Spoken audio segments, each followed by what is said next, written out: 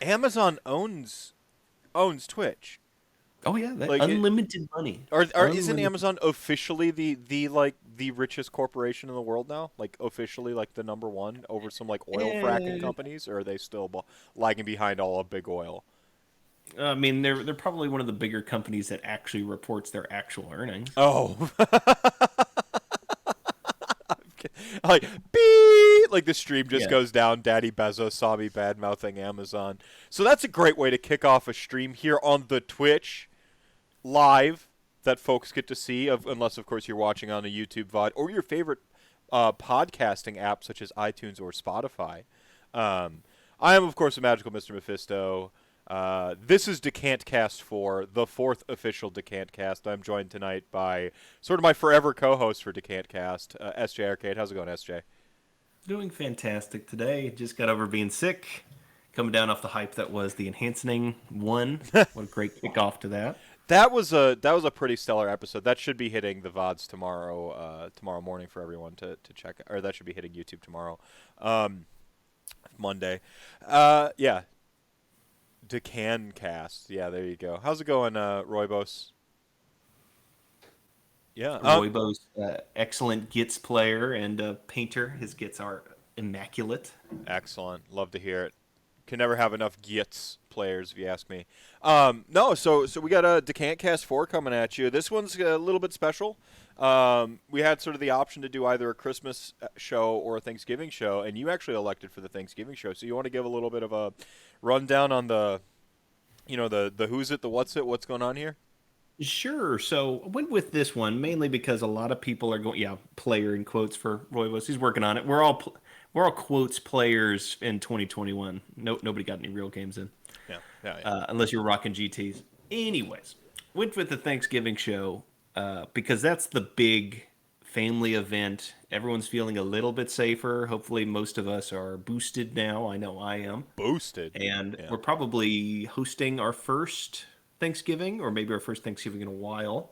And here's a chance to talk about what wines go with those things, because it's not something they talk about in home ec. They teach you how to make the stuffing, but they don't teach you how to pair it. Yeah, yeah, So yeah. here's a No, chance. this will be my first. Like we're recent homeowners. I've got a young family growing, and I'm looking to forge some traditions going forward for my kids to like know that hey, dad and mom's house is where we go, and so on and so forth. And that's got to start somewhere. And so this will actually be this year will be. My first year personally, sort of doing the Thanksgiving thing too. So I am the audience for my own show right now. As usual with these decant casts, It's true. I Yeah, it like. is.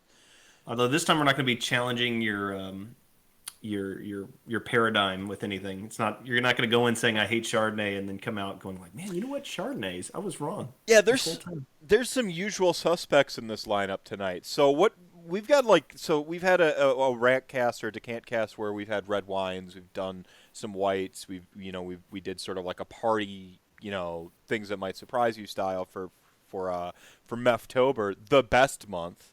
It's all downhill from here. No, The November's last good month of the year. yeah, the last good month of the year, October.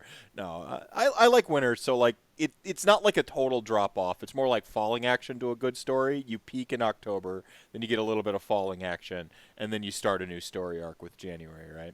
Yeah. That's my most optimistic view of knowing that winter's around the corner, and Yeah, we approach the 8 or 9 endings, Return of the King style until about March, right, and right. then the year starts proper. Right there, you go. So yeah, we've actually tonight we've got like a spread. We got a box wine, so we can slap the bag a little bit. We've got it looks like a pair of we got like 3 whites and a red. Like, so what's going on here? Okay, so this is like I said, with the Thanksgiving spread, we need to have something for everybody. There's gonna be white wine, red wine, and then you need your like all day kind of stuff here that goes with everything. So Thanksgiving, not so randomly, a lot of the traditional American or a lot of the traditional, since this Thanksgiving is only for America, a lot of those foods pair well together, and a lot of those wine pairings pair well with the entire thing. Hmm. So if you're going just Sauvignon Blanc, that white wine pairs with everything on the table except for the cranberries. or the can O cranberry. You know, That's I'm gonna have the first hot take of the night here. If you're gonna, if I were coming to your house and if you're coming to mine, you better have cranberries from the can. Like your cranberry sauce better be canned. It better say Ocean Spray on it because then it's from Wisconsin. Like just cranberries. If I don't see the can imprint in my cranberry sauce, get that shit out of here. I don't care about your Nana's special recipe with the fucking like orange rind and crap in it and like nuts sprinkled across the top with real jellied. No, get that shit out of here. I want to hear that like noise when it comes out the can. It just lands on the plate, and then I come there and I cut it with a butter knife or a spoon. That's the good shit. Get it in my veins. I love cranberry sauce. DecantCast right here. Yeah, there you go. They're a hot take. So, and I know we have some international viewers at this. This would also go with any one of your big, like poultry dinners. You're having the big chicken, the big turkey.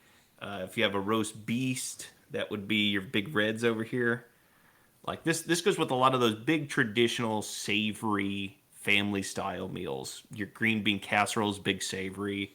Your mashed potatoes, your stuffing, your big pot pies and stuff. Any of those things is going to go great with all of this stuff. So big family dinners, but this is specifically targeted at Thanksgiving since it's next week.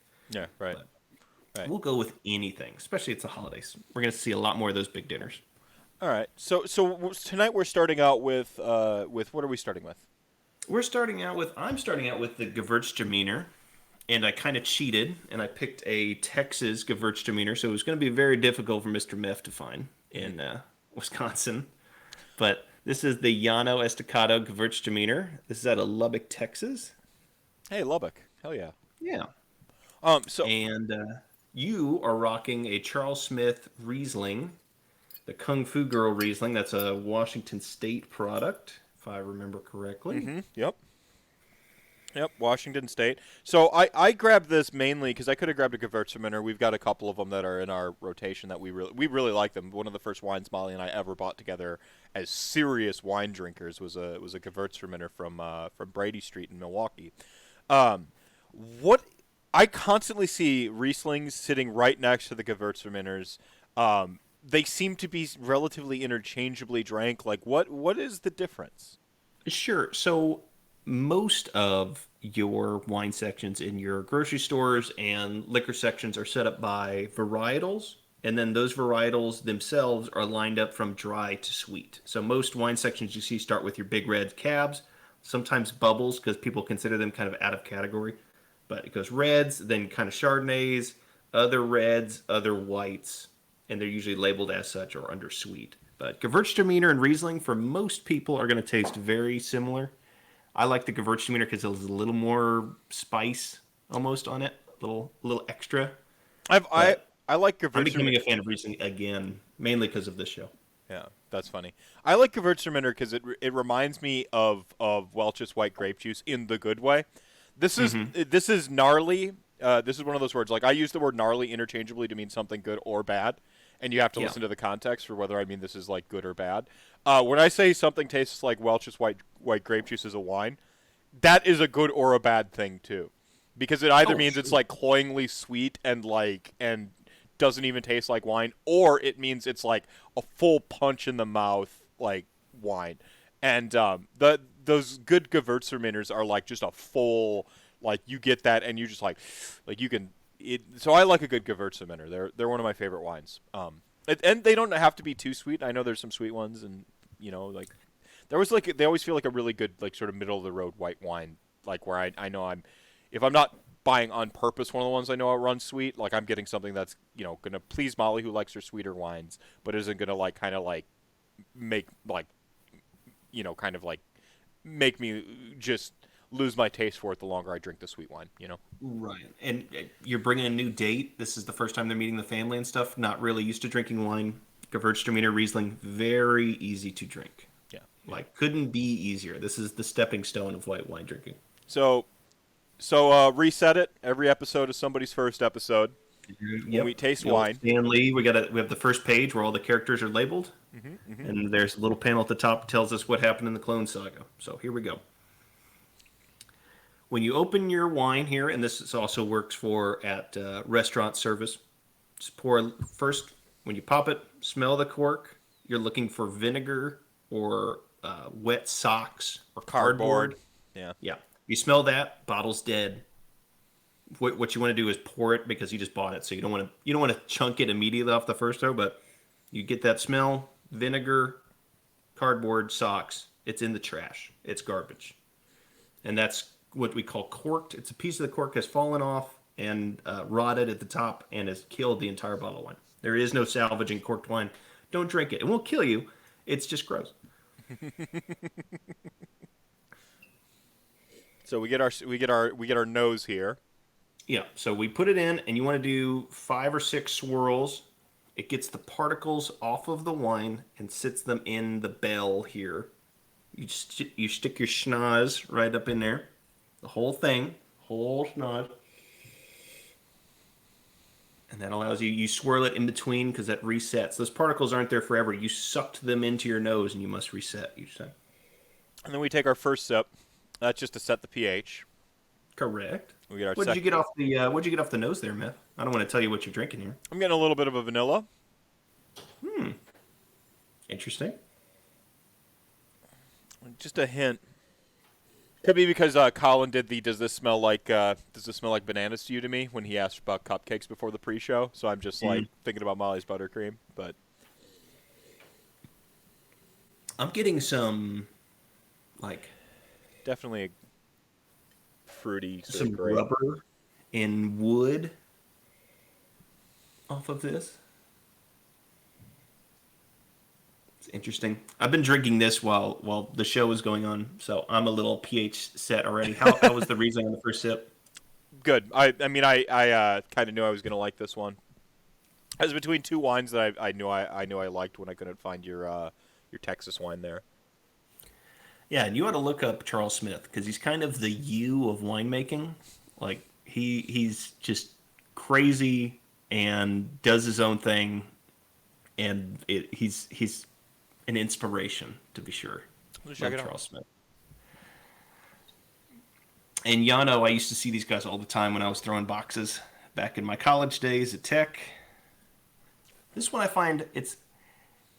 Getting an apple, like it. It's a actually. little lighter than the last Gewürztraminer we had on the show, and it's a little sweeter, which seems to happen with Texas sweet. Is that they're just a little bit more sweet, and that probably is because of the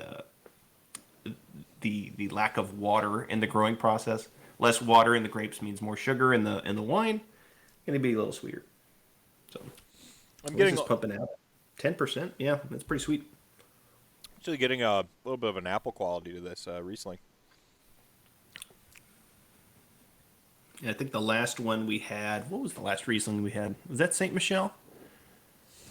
Oh no, we had the German. We had the QBA Schmitzona on the last one. So yeah, you're getting a little chance at New World Riesling versus Old World.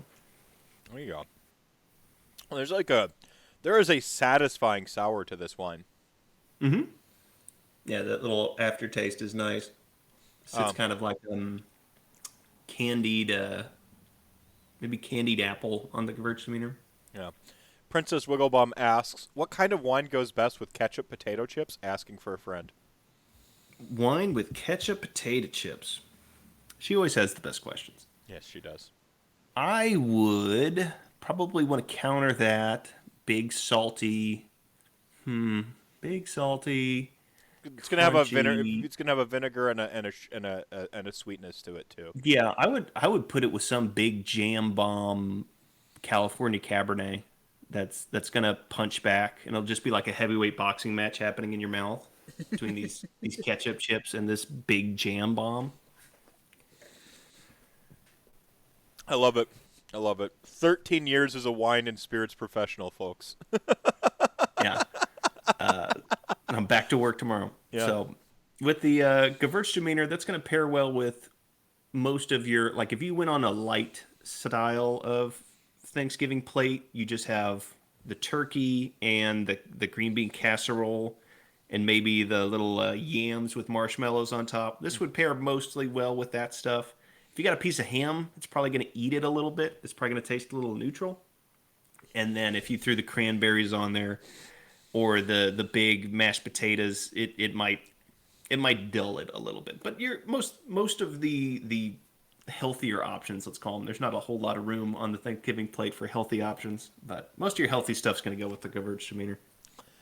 So a couple things. First and foremost, like while you were talking just now, the way I use cranberry sauce is actually like a little bit of a palate cleanser at the table, because like I'll get that like that sweet slice with the fork and like eat that like in between like bites of like all the like super savory stuff like that. And you're kind of using wine a little bit like that too, wouldn't you? Yes, it's actually like it's almost the non-alcoholic way to reset.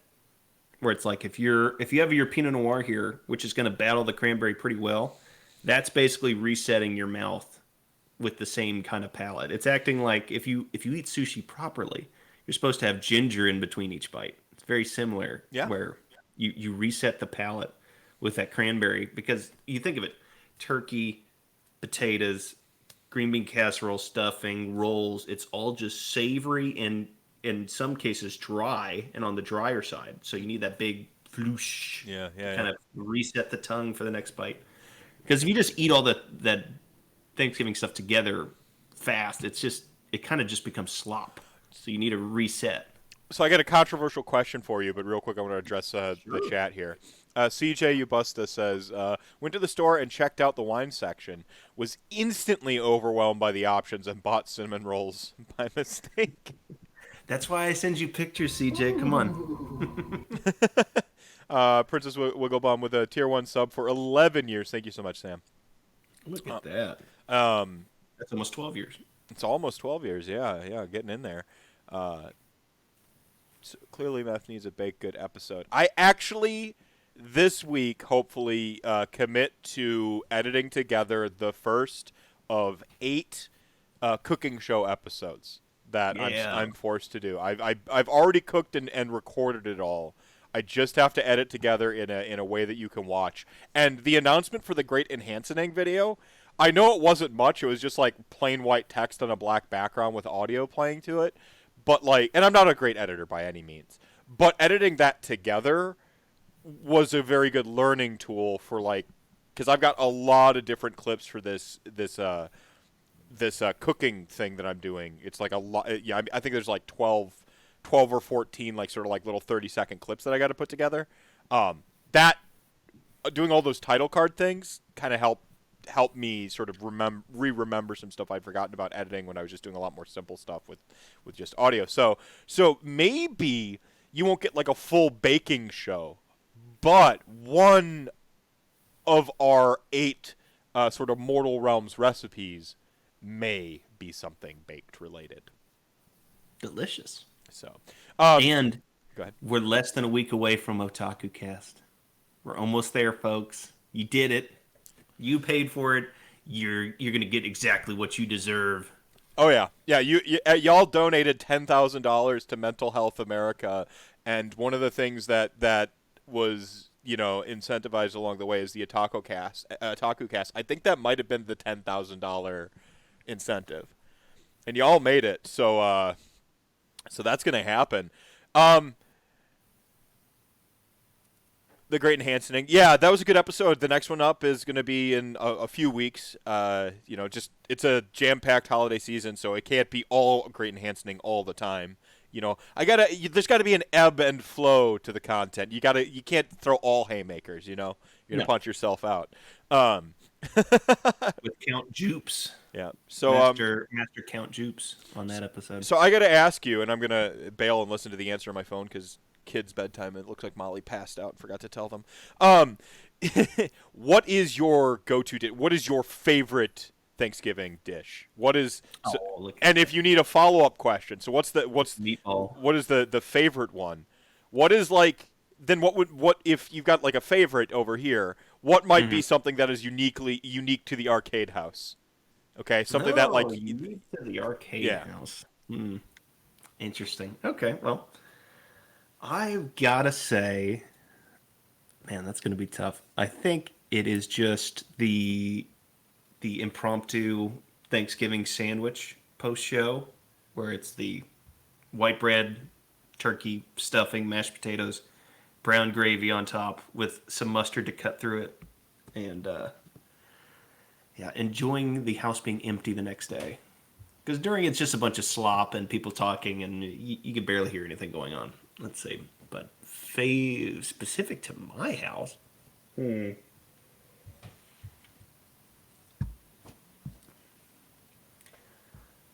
Let's see, specific to mine. Well, Sarah usually puts out some pretty fantastic bakes, so I might have to go with her lemon bars. Her lemon bars are like crazy good. Not particularly for me, but I've heard lots of good grades. Leftover Sando is the place to be, CJ. CJ, while he's gone, let's just send a bunch of gift subs while he's gone. Can't do anything about it. Look at him off in another room.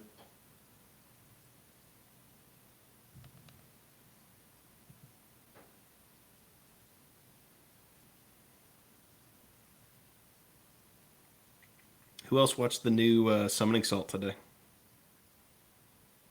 Look at this guy. Well, I don't like lemon bars. I mean, Sarah's lemon bars are not like, you know, your standard lemon bars. They are like chomping on a lemon bar. You know, I like my like lemon flavored cookie style lemon bars, not like the proper straight lemon flavor curd on top of the biscuit. That's the patrician's choice.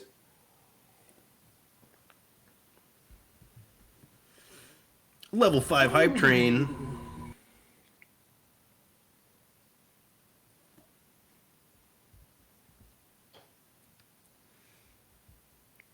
I have a question for Princess. Where do you find ketchup flavored chips? What area of the world do you live in for ketchup flavored chips? Superior pie pumpkin or pecan? A pecan is the the king of pies, if you're asking me.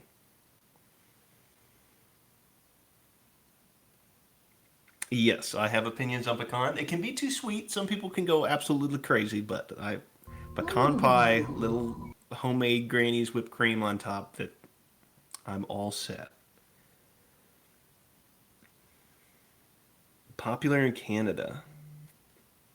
Well, I do know, I guess the Commonwealth countries are big fans of the vinegar and X vinegar chips, vinegar and fries. In my profession, if I smell vinegar, that means it's bad. So I might just have it out against poor vinegar. Oh, well, you got to put ketchup on the craft dinner. Come on. Every single meal my children eat, they ask for ketchup. It's insane. Like, I'll put a slices of apples in front of them. They're like, dip a dip? Can we get some ketchup? What the heck is craft dinner? Guy, you live right next to Canada. You don't know craft dinner? Really? This guy. I thought he was well traveled with the craft dinners.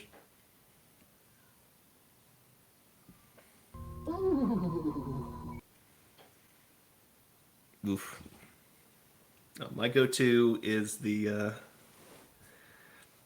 chips, definitely Cheetos, crunchy, and then sour cream and onion. Prawn cocktail.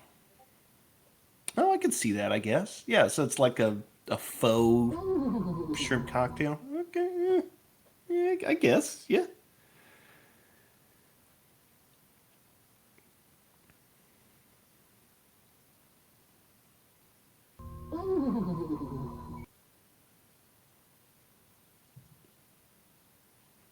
Yeah, you might have to drive some south to escape some snow, Princess, and drive some craft dinner down to Meth.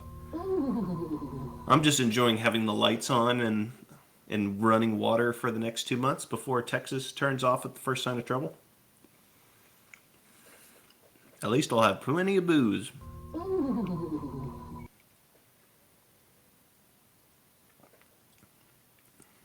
This Gewürztraminer is getting better as I drink it, which is good. It's much better than getting worse as you drink it.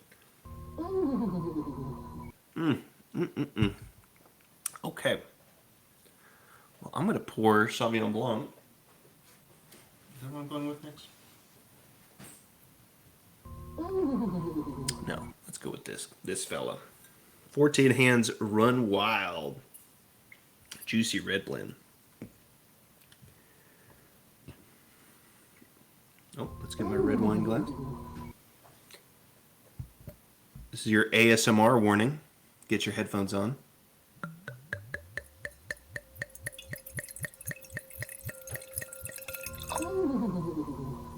That's nice.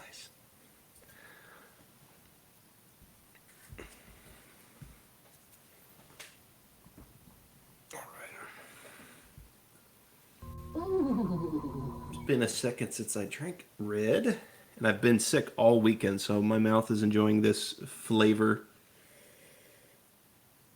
Whew, that's big. Big.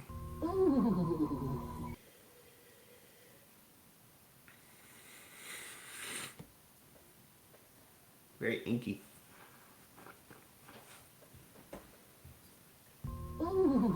What's the best wine to pair with craft dinner? So, this is where I lose a little bit on craft dinner. Is craft dinner one specific kind of dinner? Or are we talking just straight, it's all kind of hamburger helper, noodles, and whatever sauce? Or is there multiple sauces for a craft dinner? Aren't you supposed to spit into a bucket? You are correct. If I was tasting, your average wine tasting or sales meetings, like 30, 40 wines, you want to spit those because that's like drinking like 9 or 10 glasses of wine. But here on DecantCast, we slow drink about 4 glasses of wine. So, not a big deal. But yes, if I needed to drive somewhere after this, I would spit. Kraft mac and cheese is the original flavor. So this wine actually would be a decent little pair with this. This is a juicy red blend. Think California red blend like Ménage à Trois. This one, the 14 Hands, Apothic, 19 Crimes. There's a lot in that category of just big jammy reds that'll punch through that synthetic plastic cheese.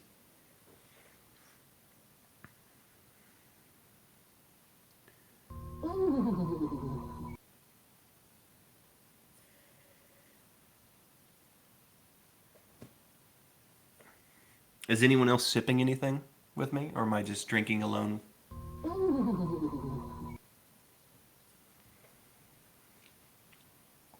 Apothic does have a cool label. They figured that out. Menage was the big dog, and Apothic figured out that people like fancy labels. My mother-in-law would always bring that one by. I'm like, I don't even represent that brand. Can you help out the shield like a little bit? No.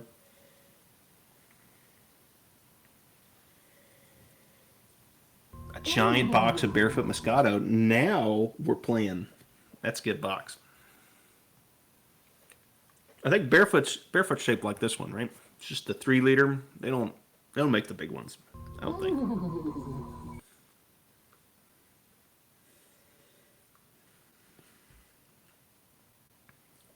Princess, do you normally just drink Moscatos and sweet wines, or do you have a red of choice? Sorry to leave you hanging that long. Molly fell asleep in the love sack, and kids were needing to go to bed. Oh, good. So, final thoughts on Riesling? Still love it? Still delicious? Yeah, it's good. I still think I like, even though it's similar, I still like Gewürztraminer a little bit better. It has something. It has a little something that I like a little bit more. Yeah. And so now we're on to the cab, the 14 Hands. This should be the Juicy Red Blend. Oh, yeah, Juicy Red Blend. Yeah, all right. Okay, so Juicy Red Blend. I only like white wines. Well, this one right here, Princess, will be a perfect starter place for your new to red wines, or I don't really like reds drinker. This is a juicy red blend from, I believe, 14 Hands comes out of, Columbia Valley. So it's going to be up in Washington. And this nose is going to be just like a big punch in the face after that Riesling. A light and delicate, and this one's like, whoa. A little tobacco. Mm-hmm. Little tobacco. Little... some like leather couch. Yeah, yeah.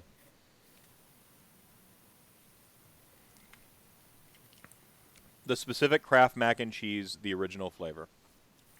Yeah, I was kind of trying to keep up there, glance over at my phone, etc. Well, that implies that there are other flavors of mac and cheese. Is there other Kraft mac and cheese? Just not American cheese and so noodles?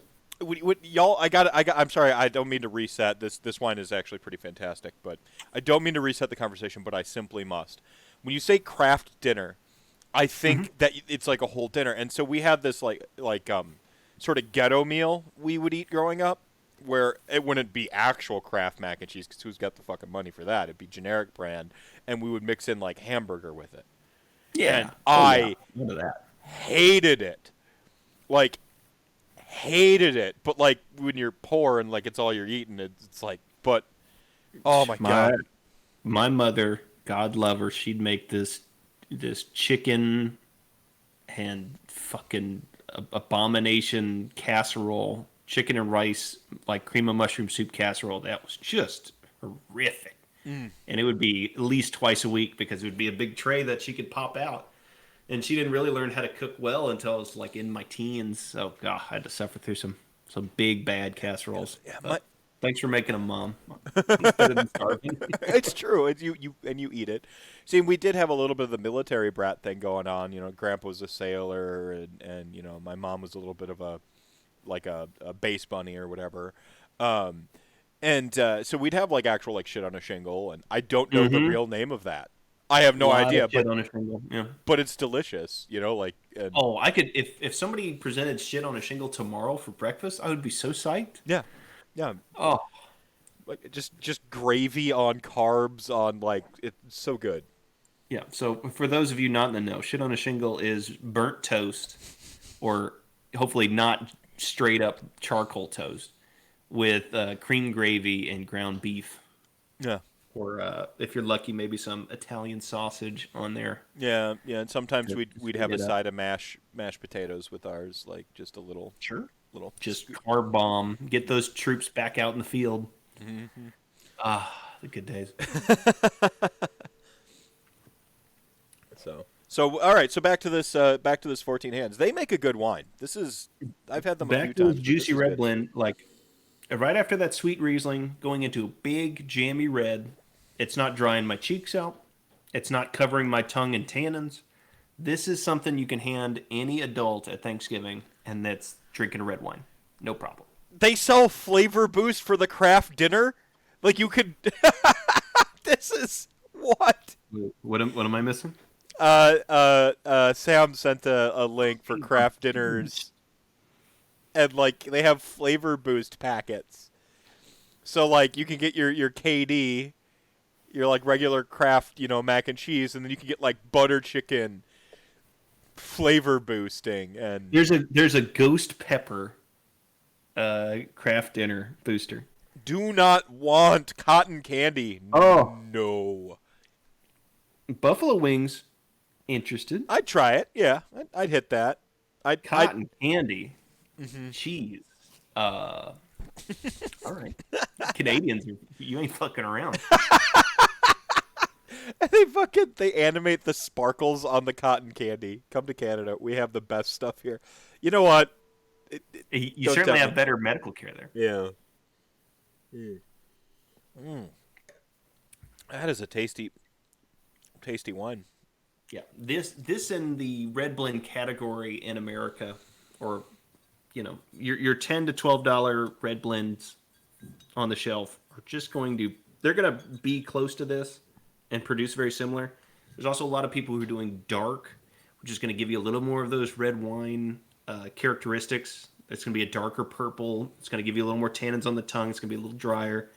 And there's also going to be bourbon barrel ones you see out there. That's going to be more vanilla and maybe a little sweet on the jam. Lots of great options at this price range. excellent for any dinner, but for Thanksgiving, like very easy, no questions asked. Red wine, pour it. I can't get over that, like, KD craft dinner. Like, it's a full-on rebrand to sell it in Canada. Because, like, they'll see through, like, oh, this is mac and cheese. They'll be like, get that shit out of here. But, like, you throw the KD, a little bit different labeling on it. Like, this is amazing. Oh, craft dinner is like a Canadian institution. Like any person I've heard who's from Canada talks about craft dinner. Apothic Inferno's not bad. Yeah, I like the Apothic wines, too. I believe that's the. I want to say that's the bourbon barrel apothic, right? It's not one of the brands I sell, but I'm pretty sure that's the bourbon barrel. We got this, I think it was Apothic, like a coffee one. And it wasn't like, like coffee flavored or whatever. They just like, I don't know, they aged it in some manner with involving like a coffee barrel or something weird like that. And I've never seen it since. But we got it this one time and it was like phenomenal. And I've never seen it. You might have been a again. tester state.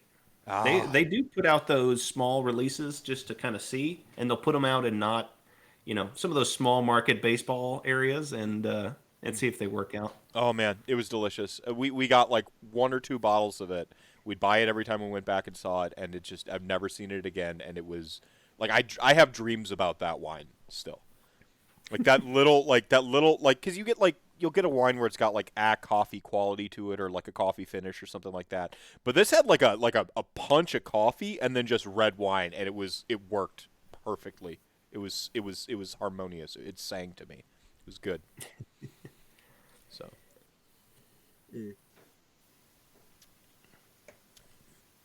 Yeah, for me though, if you're asking my very spoiled mouth, if I like this one in particular, it's probably not as much red characteristics as I'm looking for. If somebody handed me this, that would be fine at a party. But it doesn't have like the dry or the big jam or the tannins on the tongue. But Princess, this would be a great place for you to start as a red wine drinker because it's not coming at you with that. Like wine is an acquired taste. It's not one of those things you like or you don't like right out of the gate. Don't go in, buy a $50 bottle of Cabernet at the grocery store expecting it to taste like 90 points if you've never had a Cabernet before. You wouldn't go to a cigar shop and go like, give me your best cigar. Like there's so many things that we assume that you're just going to like, or it's, binary 0 or 1, I'm a wine drinker or not. Like you have to learn how to drink these things. That's what the point of the show is. Like anybody can paint to a good level, like with our little hobby here. It takes practice. Mm-hmm. Nobody's good out of the box. Yeah. No, I had a wino roommate in college, and the whole punk scene from Winona, Minnesota are called wino punks. The whole thing was like going in, throwing in your $2 on like on a Carlo Rossi jug or a bag of something, and when you're young, that's usually enough to do the trick for the whole group, right? God bless that burgundy jug. For those keeping score at home, that is actually Zinfandel in the bag, not Pinot Noir, which would be Burgundy in France. Right on. All right, so just finished off my 14 hands. We're going where now? You're gonna go to this Sauvignon Blanc because we're just gonna play tennis today with our mouths. Just go back and forth all over the place. Yeah, trick question. I'm grabbing one of these Milano cookies that have been staring me down from the corner of my eye all day. Oh, baby. All right. Kim Crawford. This is a very, simple labeling going on here. Kim Crawford, yep.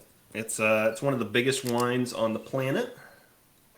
Kim Crawford's probably the standard in the category for Sauvignon Blanc. You're probably going to see this anywhere wine has a Sauvignon Blanc section. You'll probably see Kim Crawford. And all's fair. I don't actually represent this label in any state that I do sell wine in. So I picked it because you're going to be able to find it, and it's yummy. Take that. All right. Now I'm getting... grapefruit. Oh, yeah. like, and I think I got bananaed, but grass. Like Good. totally Those are get that. both Sauvignon Blancs. Yep. Good. I'm trying not to be reductive because I'm getting that like white grape juice smell. I think if you want to dig deeper, I get like leafy green vegetables.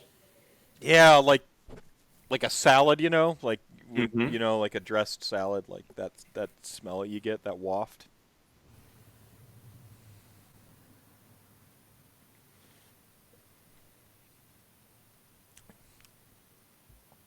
Ooh.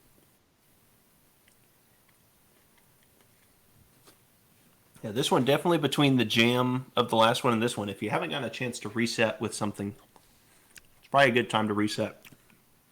When you say reset, you're talking grabbing a cracker Yep. or a shredded tortilla or something like that. I got my shredded tortilla right here. ASMR incoming. Sorry, I've got a Here we go. Milano cookie. Yeah. I'm ready. You bite the cookie, and the cookie bites back.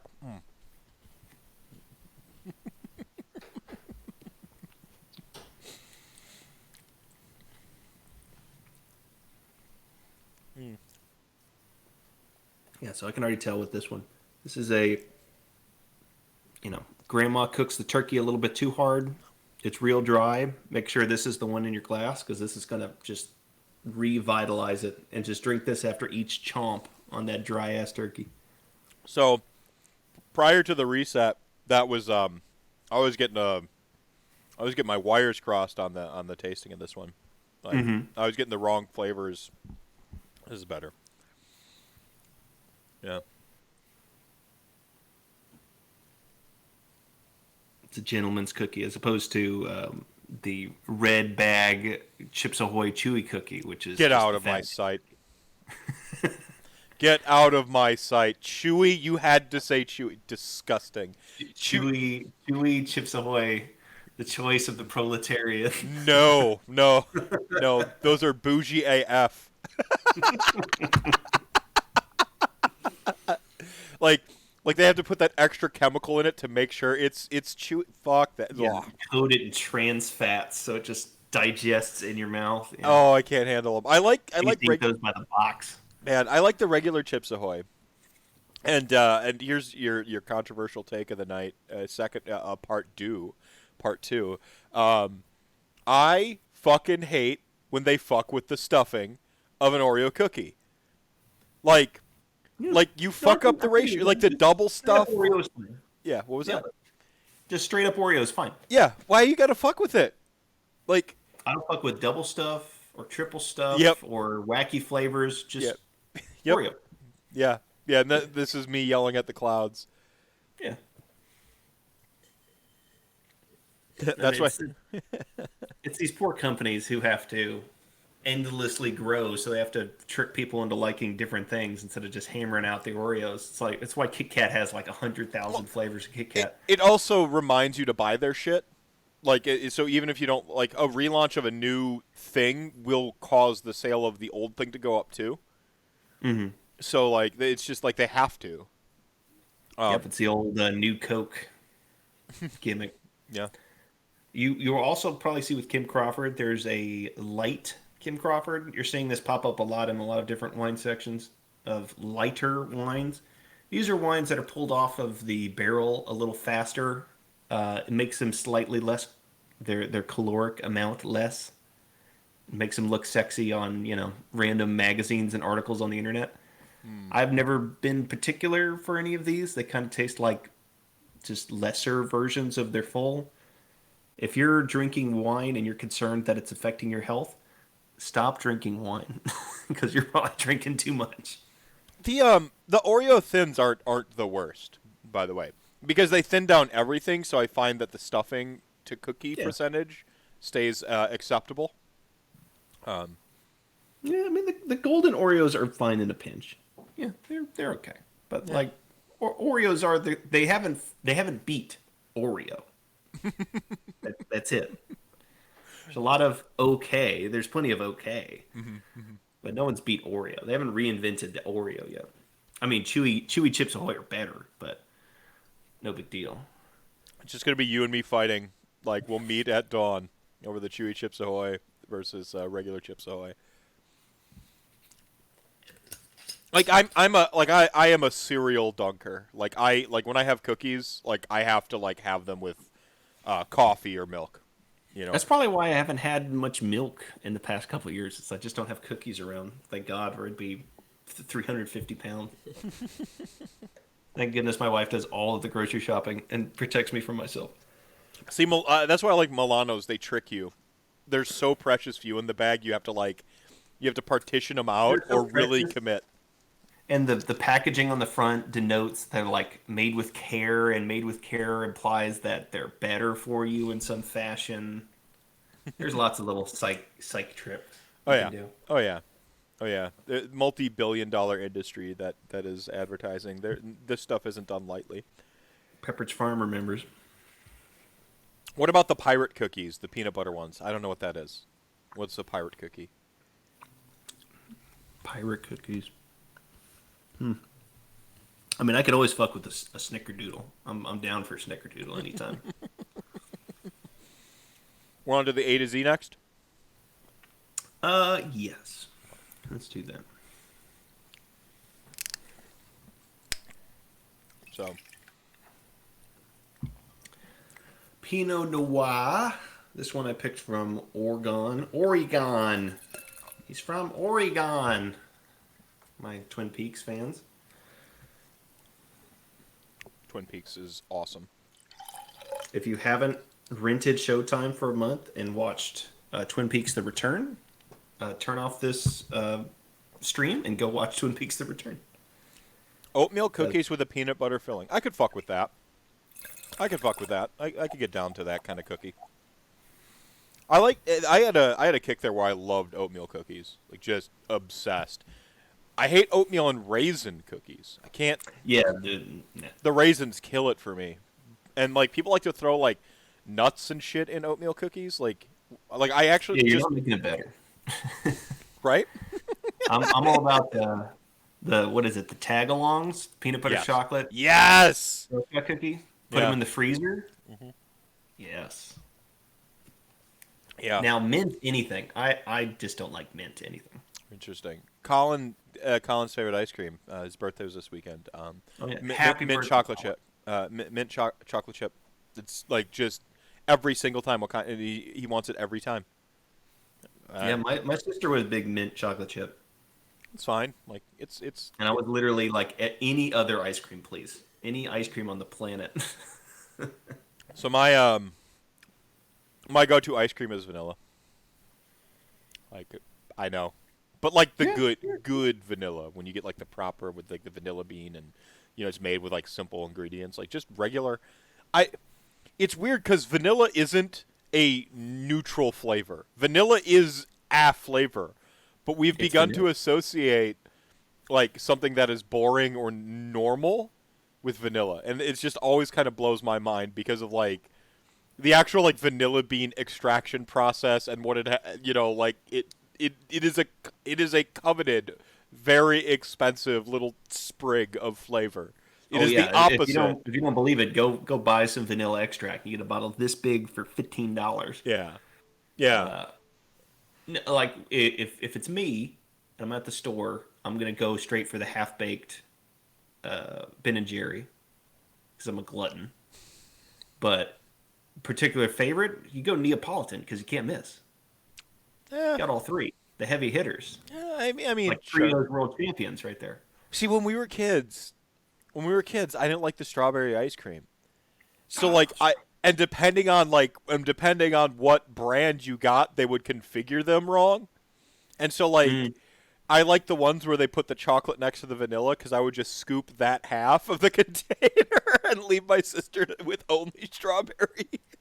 I like strawberry and specifically strawberry bluebell because they would have the chunks of strawberry in there still, and that was the. I just can't fuck with bluebell anymore because they can't stop killing people, and I would really like to not be killed by my ice cream. That would be great. Yeah. All right. So what am I going? What's going on here with this Pinot Noir? Sure. So you smell and you See, that's talk. where I get the leather. That's where I'm. Big leather on this one. I'm trying to remember the last Pinot Noir I made you drink. I can't remember Maybe what it a was. maybe a like a blackberry, like a sort of dark berries. Yep, some dark berries. Little forest floor, little dirt in there. Some terroir. That's the official is terroir. No, terroir denotes the environment in which it was grown in. I see. I see. So the dirt, the sticks, the sun, the wind, the rain amount. That's the terroir. The torture. Usually means dirt. Okay. All right.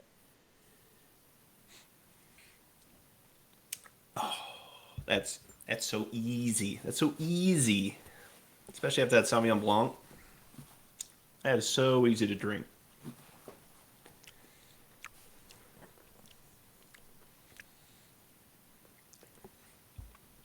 I like this. I'm glad I've saved a little bit of Milano cookie here. Yeah, so I get some. I'll infect your brain this time. I get some vanilla on the front.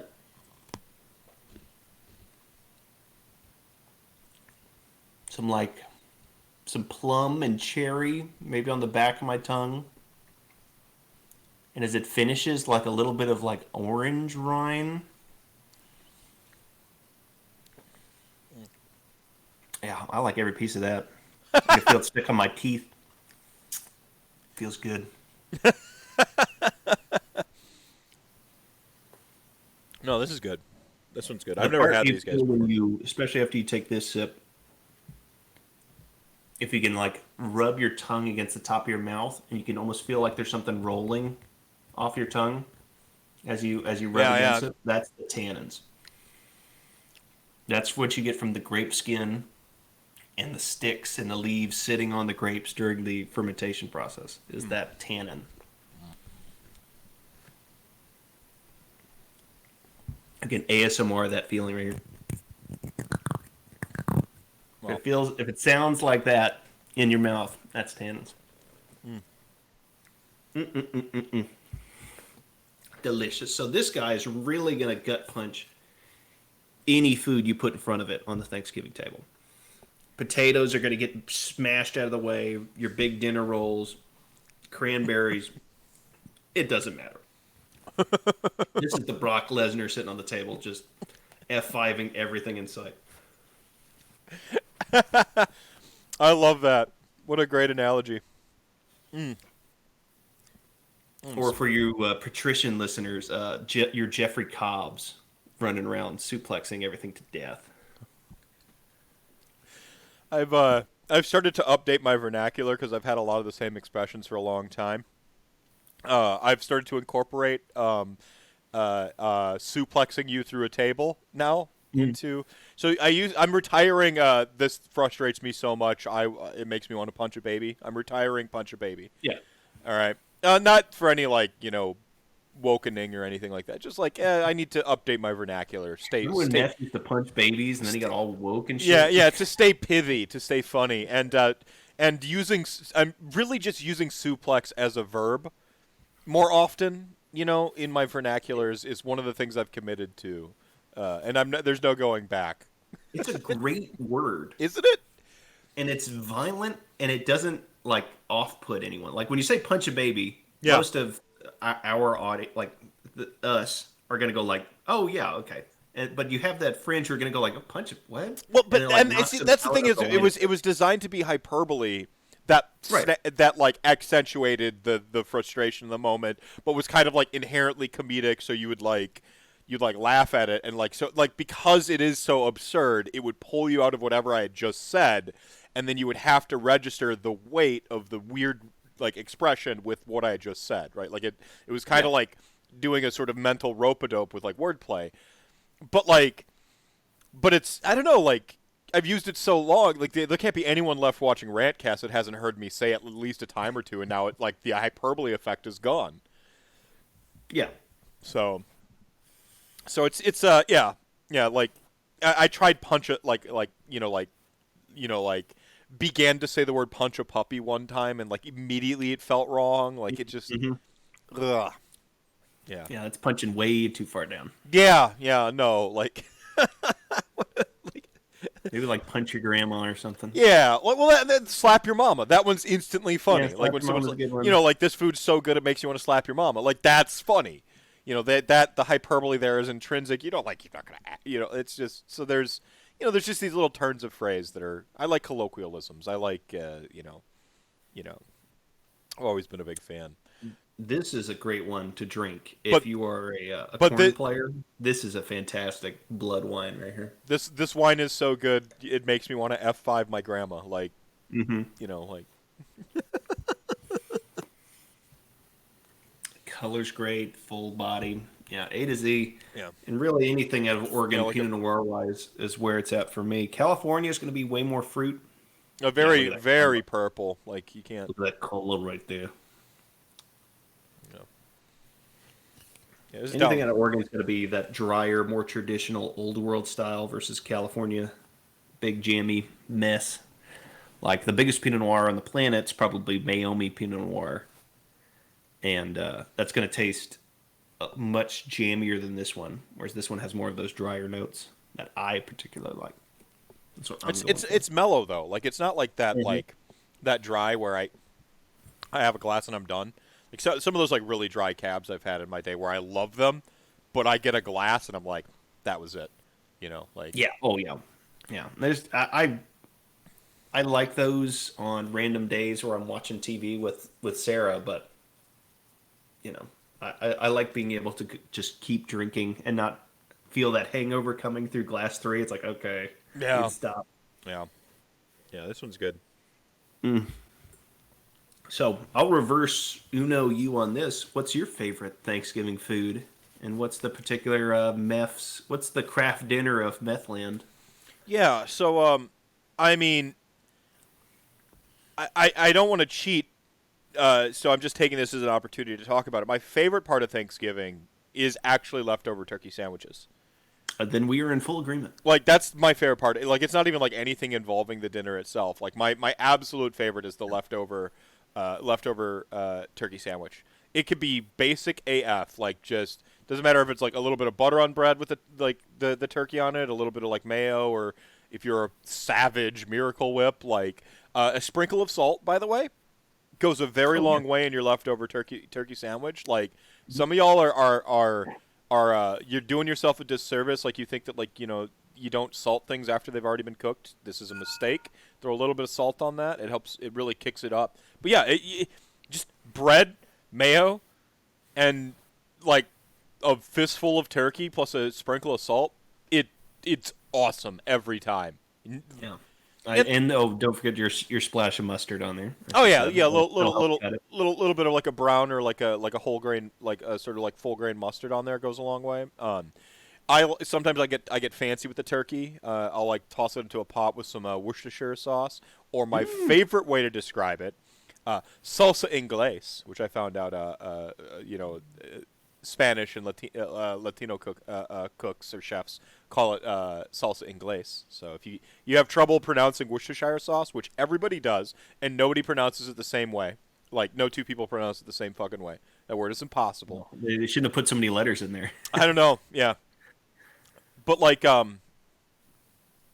yeah, a little bit of like Worcestershire sauce, like try to reconstitute it with a little bit with like like if you've got we usually have like a carton of like some Swanson's broth, just in varying states of being gone, because cooking any kind of meal, like I'll even cook my rice with like a broth, like instead of water. So like there's always just like a veggie stock or whatever it is, a little bit of that, splash it in the pan with some Worcestershire sauce, like whatever you're feeling. It's like to keep some bone around.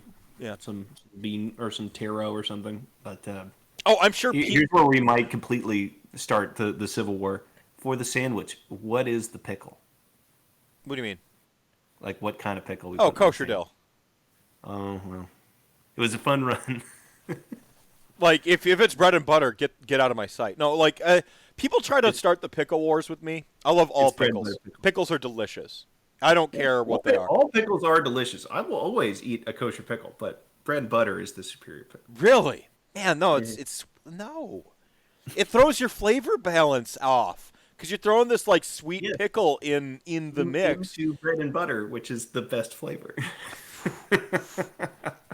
Bread and butter, get out of here. I don't like them on my sandwiches. I like a cleaner pickle on my. Yeah, you're looking for that slight brine taste with the crisp. Yeah, or like the pickle you get on a proper Cubano, where it's like the Clausen style pickle. Yes. You certainly don't throw bread and butter just on any sandwich.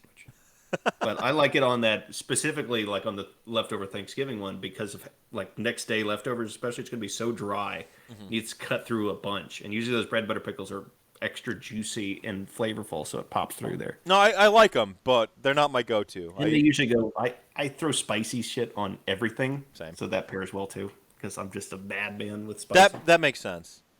Yeah. No, I'm a fiend for hot sauce, and it was so funny, like one of those like sort of didn't realize Heiwa was building a whole culture around flats and wings, so there must have been some meme that I missed. But he raided me one night, and I just happened to be talking about hot wings and how I'm a hot wing fiend. And like I have been for so long, and we got into this conversation about the sauce and what's the sauce. And I love hot sauce. I'm not a spice wuss. I am not like hot pepper contest man. Like I have my limits. But like you can give me like whatever the hottest sauce is on like your B-dubs, and I'll be able to eat it. You know, like I'm. Oh yeah. I mean, last time, because it was last month was the national count of the month for us was Buffalo Wild Wings. So the office got Buffalo Wild Wings, and I was like, well, of course I have to go Atomic, because what's the point? Yeah, it's a crap wing. Might as well enjoy myself. Yeah, right. Yeah, have fun. And it was like everyone was gathered around me. I didn't even have a drink. I was like, but this isn't spicy. No, it'll register to me. It'll register like that's where I'm at. Like I can eat it, but I'll be sitting there like I'll be slamming beer, and like I'll be going into the every other or every third bite I'll hit that blue cheese dressing. You know, I'll hit the blue cheese just because it's delicious. Oh, it's so good. It's just I don't need it for help. I need it because I like blue cheese. That's fair. So I say all this to say this: my favorite hot sauce is Frank's Red Hot, and I know it damages my cred. But it does it? I mean, it's good sauce. It's the flavor. It's not even about the spice. It's just it tastes as long as it's sauce. I don't want to hear anybody talking about rub chicken wings. That dry ass chicken wings are gross as fuck. Give me a sauce. Sauce. Like we already know the chicken wing you're getting is from some mutant bird that had no chance at life. And then you're gonna like cook it to death and then just like rub sand on it. Like that's fucking gross. Drench it in sauce and make it decadent. And I do know one thing, Meph. You and I will raise a glass as a united front. Pineapple on pizza, sure, why not? Yeah, let's go. Yeah. There will be no pizza civil war here. So. No, we're I'm good. I'm fine with it. Yeah. I actually know this is going to sound monstrous, but I keep a can of pineapple on hand for when I'm eating pizza sometimes, and I just feel like I need some sweet with my savory, and I'll just see. That's where I go for my green olives, because no one will put green olives on a pizza. What is with monsters out there who won't like the compromise sometimes I can get from people is black olives, and they'll pick them off. Is like the compromise. I live with somebody who hates olives because of the mouthfeel. I'm like, what mouthfeel? What are you even talking? I don't know. Like a green olives, the brininess, and like just green olive shoved a garlic in the center. Mm-hmm. That's flavor country, folks. Yeah, like I know these mushroom haters out there. Apparently, there's mushroom haters. Like, wife's another one won't eat mushrooms because of the mouthfeel. My kids suddenly don't eat mushrooms anymore. Both of them ate them forever because Molly and I are big mushroom stands. We stand mushrooms in this household. So like if you get if I make an Alfredo or fettuccine, like a homemade fettuccine Alfredo, I'll make. Yeah. Beef stroganoff. Stroganoff, whatever it is, mushrooms all throughout, and I throw an extra. Right? Are you like extra mushroom stands who do the big portobello mushrooms as burgers? Yes, we do that. Because that's where I kind of draw the line. No, I like mushrooms all over the place. I won't eat like a mushroom for a meal. No, we do I was watching a stand-up bit where he's like, name a food more thrown into shit it doesn't belong in than a mushroom. Like, ha ha ha, and that's like the whole joke. Which like I get where they're coming from. Like, yeah, mushrooms end up in like kind of everything and all the foods. Mm-hmm. Cool. No, we do meatless Mondays in our house. So every Monday we cook a vegetarian meal. One of our go-tos is Portobello Burgers, and the first 3 times my kids had no idea. They just like it's like, oh, it's like a burger. They're like, oh, what's the meat on this? This is interesting. I'm like, oh, it's like it's like a different kind of meat. Because like, look, parents, I'm not telling you to lie to your kids, but like, Lie to your kids. lie to your kids. They won't remember you lied to them. but like, so usually when I do the cap upside down and I put the cheese in the top. So when you flip it over, you can't tell. It's just a circle that I've marinated in like in balsamic vinegar, soy sauce, like a bunch of like I marinated. And I made the mistake one day of not putting my cheese in the cup. Yeah, and on the top of it, and they took the bite and then they saw the fins, and shit. they're like, yeah, it's a mushroom. Ah! I'm like, you've eaten this 3 times before, like 3 times. Never complained. In fact, complimented me on how great it was. And now, because you know it's a mushroom, you can't eat it. Like now, this is like my youngest, my little 2-year-old Violet, I can tell is going to follow Dada into Spice Lord land because like I've never Slowly. the only kid who's ever done it like this was me when I was a little kid. She'll eat mustard. She'll just down mustard. Love mustard. She'll grab any lime or lemon that's on the table and just start chomping it. Like she's looking for big flavor. Well, and that's the thing is like I think most people's dislike of food comes from bad preparations of the food. Almost always. Like my wife thought she didn't like tomatoes, and then she got with me, and then that ended. Yeah, I mean you're Italian. You're gonna Yeah, start I have a very fancy Italian last name. I don't know if I have like an ounce of Italian blood in me left, but No, for Molly it was Brussels sprouts. She didn't like Brussels sprouts. And I'm like, how can you not? They're fantastic. They're just flavor sponges. And like, yeah, it's because her, whoever cooked her Brussels sprouts would like steam them or boil them, maybe hit them with some salt. Like, what tastes appealing that way in general? Like, boil a tenderloin. Unless It's not going to like be a good. Grade A steak sitting on the grill. Like, not many things can just sit with salt on them. Yeah. So like like I roast them. I usually I toss them in balsamic salt, pepper, little like lemon juice, like roast them on the just roast them in the oven. They're fantastic. Oh, give them a quick blanch them real quick so they'll cook through faster. But no, that's for the one shot when you do that cat game again. Mr. Mephisto. I already did that. What was the cat? What was the cat's name from that? It was Mr. Mephisto. It was Mephisto. Okay. Yeah, it was Mr. Mephisto. Yeah, that was great. That was a great section of that rantathon. Oh, I love that the it boosted my ego when afterwards they were like Vince was asked like whose character did you like the most, and he was like by far Mephisto's. He's like, because it seemed like he had a core conceit there, or he had like an idea, and I'm like, damn right I did. I throw it on the ground. Yeah, you apparently have always wanted to be a cat, and you were born to be one. There is something to being able to mock something in an endearing manner and turning it into something you enjoy. Like there's like I know like there's supposed to be a war over like cats versus dog people. I like all animals. Like I'm an animal lover. If I had a stronger moral character, I would probably be a vegetarian. It's just like I'm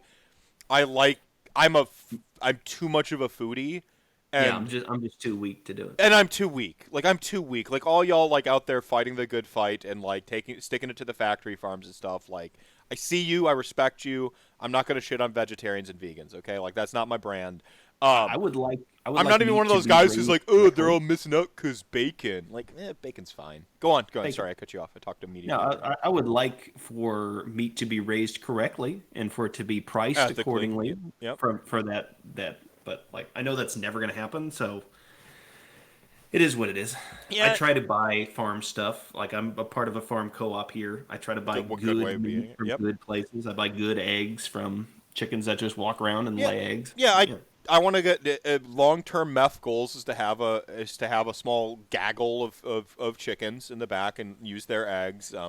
Treat them ethically, take care of them, feed them good. You know, just go out there every morning, grab a You, couple eggs, you boom, there's eggs. you get those eggs from chickens that are eating bugs and stuff instead of just like soy pucks. Man, those the yolks are so like orange juice orange. They're so good.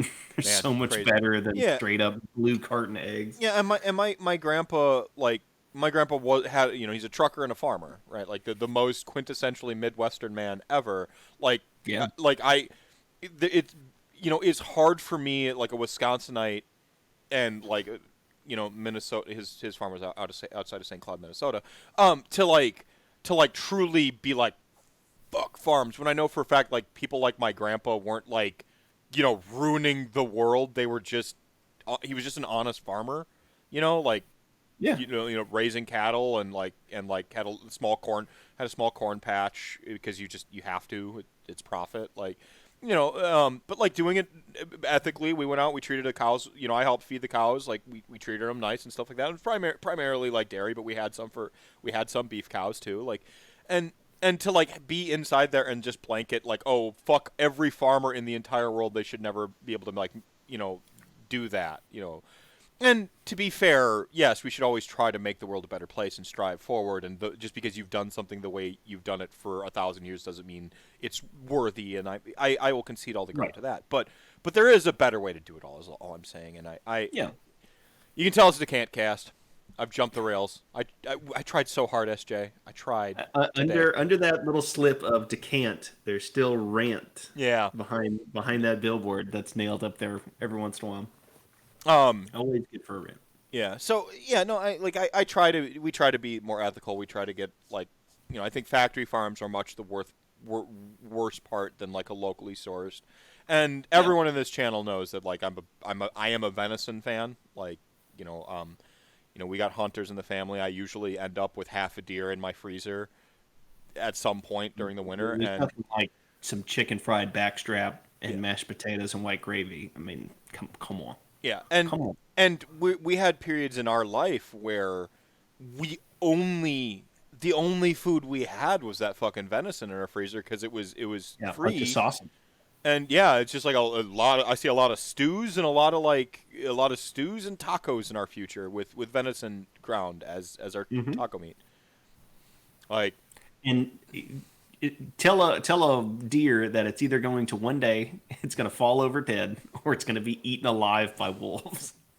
And well, you be the judge. again, there is a like I understand that I'm not arguing with anyone whose baseline morality consuming living animals is Me bad. neither. Like okay, that's awesome. Like you're like I don't fuck with that. Like I'm not gonna mess with people who are trying to be more moral than me, right? I just know I am weaker than those people morally.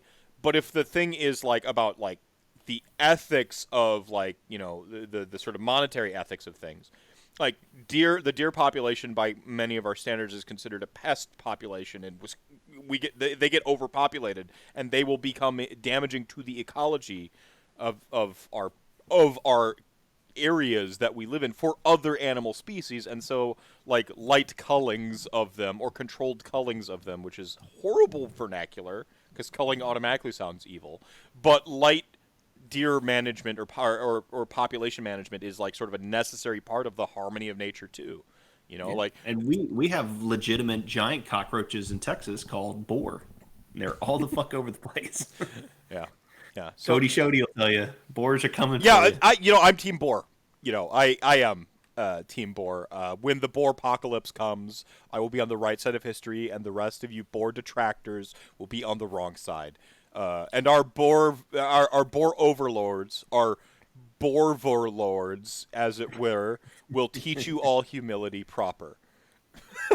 Are there probably some people who are enjoying the fact that they have to cull boars? Definitely. Yeah, that's the other part of it is like if you're enjoying killing a thing.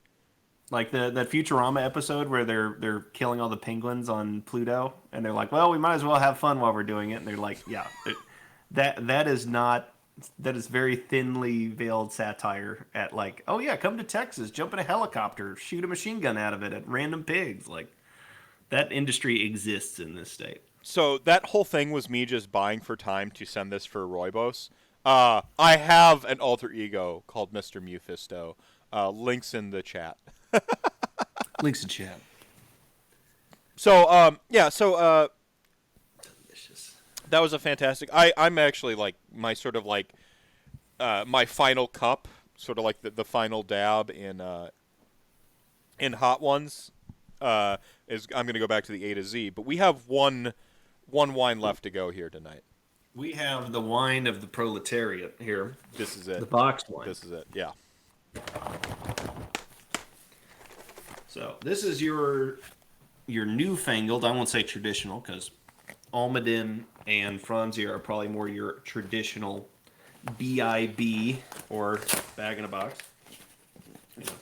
Do a dissection here. This is not how you open this normally. You normally open this with a little dinger right here. But I'm going to show off the goods. So this is your bag in a box. Canadians will recognize this as how they get their milk. So it's a nice plastic bladder, 3 liters of wine. What's the difference between this and like let's put it in a similar price category? Probably closer to this fella, especially in the style. So both red wines, both table reds, both not meant to be taken too seriously. Sorry for that bump if I bump on mic there. Yeah. But this fella is going to be 4 bottles of wine. And when you take your first sip out of it, it's going to last for up to 6 weeks in your fridge or on your counter.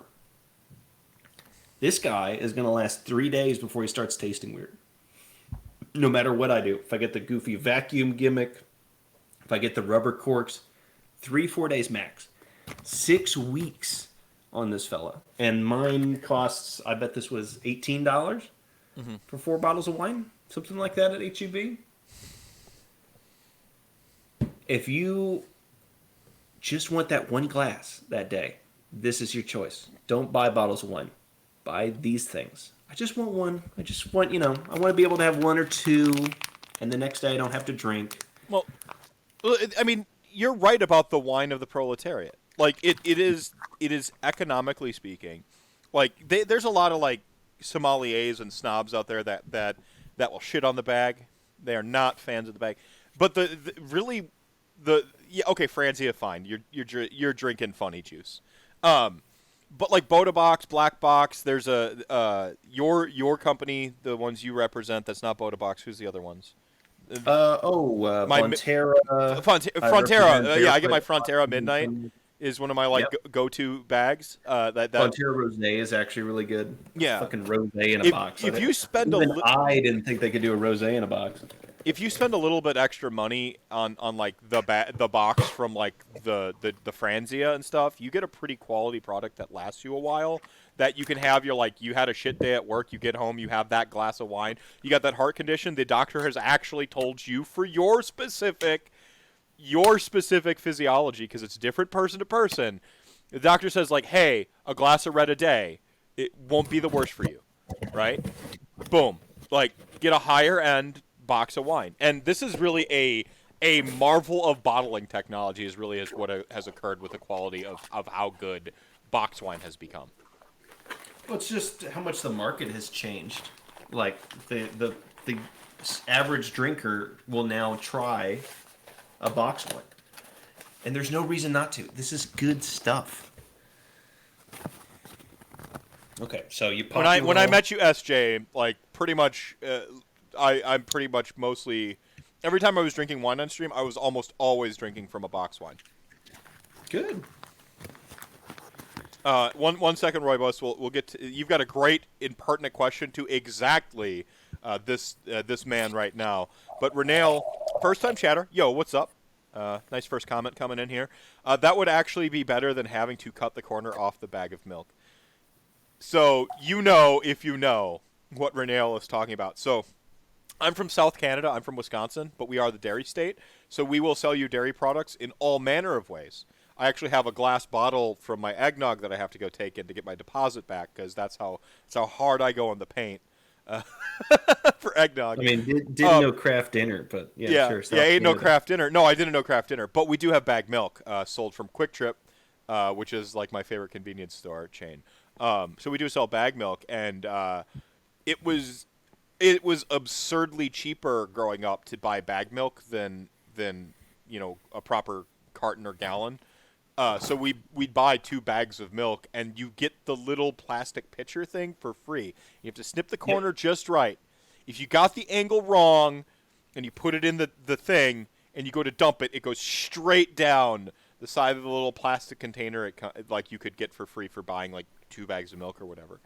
So I know this pain, and if anyone else knows this pain, you just want your freaking you just want your Count Chocula in the morning. You Bag milk 100% does not exist in Texas. it it is all the big jugs and cardboard cartons. There are no bags in so I Texas. I used to live in North Carolina. I was raised a good chunk of my childhood into my teens in North Carolina. Listen to that, the ASMR coming through. 3-liter sodas. They do not sell 3-liter bottles of soda in the Midwest. In finding a 2-liter bottle of soda was virtually impossible in North Carolina. We'd always have 3-liter bottles. I haven't seen a 3-liter bottle since like the late '90s. Oh, you mean the ones that are just like the big fucking cap on the top? Yeah, They're yeah, like heavy. Yeah. yeah, yeah. I haven't like you'd have liters and you'd have 3 liters. I'd never like and now like all you get is like 20 ounces, now 16 ounces and 2 liters. Here's what I see on the shelves up in So the what are you getting on the nose of this Red Revolution? oh, I'm supposed to analyze this one. Um, you get like a licorice. You Actually. see my cocked eyebrows, folks, because I'm getting some things I don't like smelling in this one. Uh oh. Uh oh. So this is Red Volution. Over 50 gold medals for the Boda box. Now, it would be technically impossible for this to be corked, but it doesn't mean a early oxygenation did not occur. Maybe through a bad sealing process or something. I was Or just maybe there's a small standing. hole in the bag. I was just standing the better bottling technology and still technology that we've gotten, but Hey, errors happen. yeah. Come on, everybody, you get a finger in the chili every once in a while. Yeah. Yeah, well, let's see if it tastes any.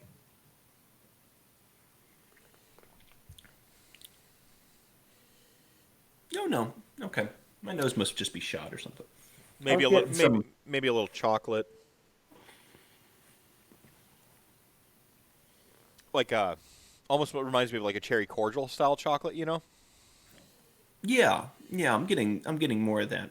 I am also coming off of a cold, so my nose may be a little Oh, I've had 50-50. a permanent bloody nose for the last like 2-3 weeks, so it's just playing hell with like the sinus Just, things. you gotta stop picking your nose, man. It's not that. It's not that. It's like I'm in a like I don't know if anyone knows anything about the climate control of like spending the vast majority of your like 10 to 14 hours a day in a truck / outdoors in Wisconsin fall, which is most people's winter. It just like it dries up Negative humidity. and just like you go to blow your nose and then just blood comes out. I'm like, awesome, just permanent bloody nose, and this will be this way until spring. Apparently you can have you could have them do stuff where they burn your septum or something and like it stops it for the future, but everyone who's done it tells We me need to get you a never. humidifier. Or I could just get a humidifier. The house is fine, but I don't spend most of my time in my house. I spend most of it working. So Ah, such is life, my friend. c'est la vie. All right. When So again, this one's a really easy drinker. Very simple to have on your counter at the buffet that you're serving everything with. Just have the Boda right at the end. Have the white one, because this comes in all manners of different flavored wine. If you're going with the white, they do have a Sauvignon Blanc. Rosé is also another great option. And have that in the fridge, and people just go up. Bloop. It's the easiest thing to pour out of. Nobody has to mess with corks or anything. I Very easy. And Boda looks like the packaging denotes a little more quality than if you just put Franzia out there. You don't want the snooties to look at you. No, I would avoid the Franzias unless that's the gag. Like Molly and I we'll have like if we're gonna we're gonna do our like she's gonna do her like skincare regime like masks and exfoliants and stuff. Sometimes we'll buy a box of Franzia. I'll join her. I'll get my face all did with the charcoal mask and the muds, and there's like 3 of them now. Like I guess we do 3 of them, and Sure. we'll have like a box of Franzia. We have what I call layoff season drinking. It's Franzia and hams. Like the Yeah. quality drop. And what Franzia are we dealing with? We do the is it sweet red or no? Sorry. Delicious or blush something blush. Oh, Sunset Blush. Sunset blush. Yeah, we go for we hit up the sunset blush. You know how many cases of Franzia I've thrown in my life, sir? I know all of the flavors by memory. So Now. you've got Franzia and then you've got Vela. And Vela has Vela, and then you have Almaden. they have Another one refreshing red. It is the worst thing I've ever put in my mouth. Like just Yeah. Most of these are great for you'd be shocked, or you might not be shocked, but Franzia is used a lot in kitchens for cooking wine because you just have your go-to. I have a pot of this or whatever I need, and you get that amount that you need poured straight off. So if you're somebody who cooks a lot with white wine, also look for Franzia as one.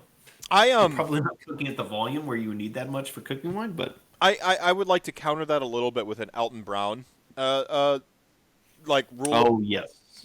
rule of thumb. Alton Brown's big shtick for like what should my cooking wine be like is usually it is the impulse or urge is to have a box of Franzia for your cooking wine on hand. They last longer and so on and so forth. His whole thing is you cook with what you would drink. Yes. So like because when you're talking about like food and cooking, you're sort of distilling down your flavors to the end product, and like the percentage of returns is like the wine accounts for like 10% of the flavor profile you get at the end of the cooking.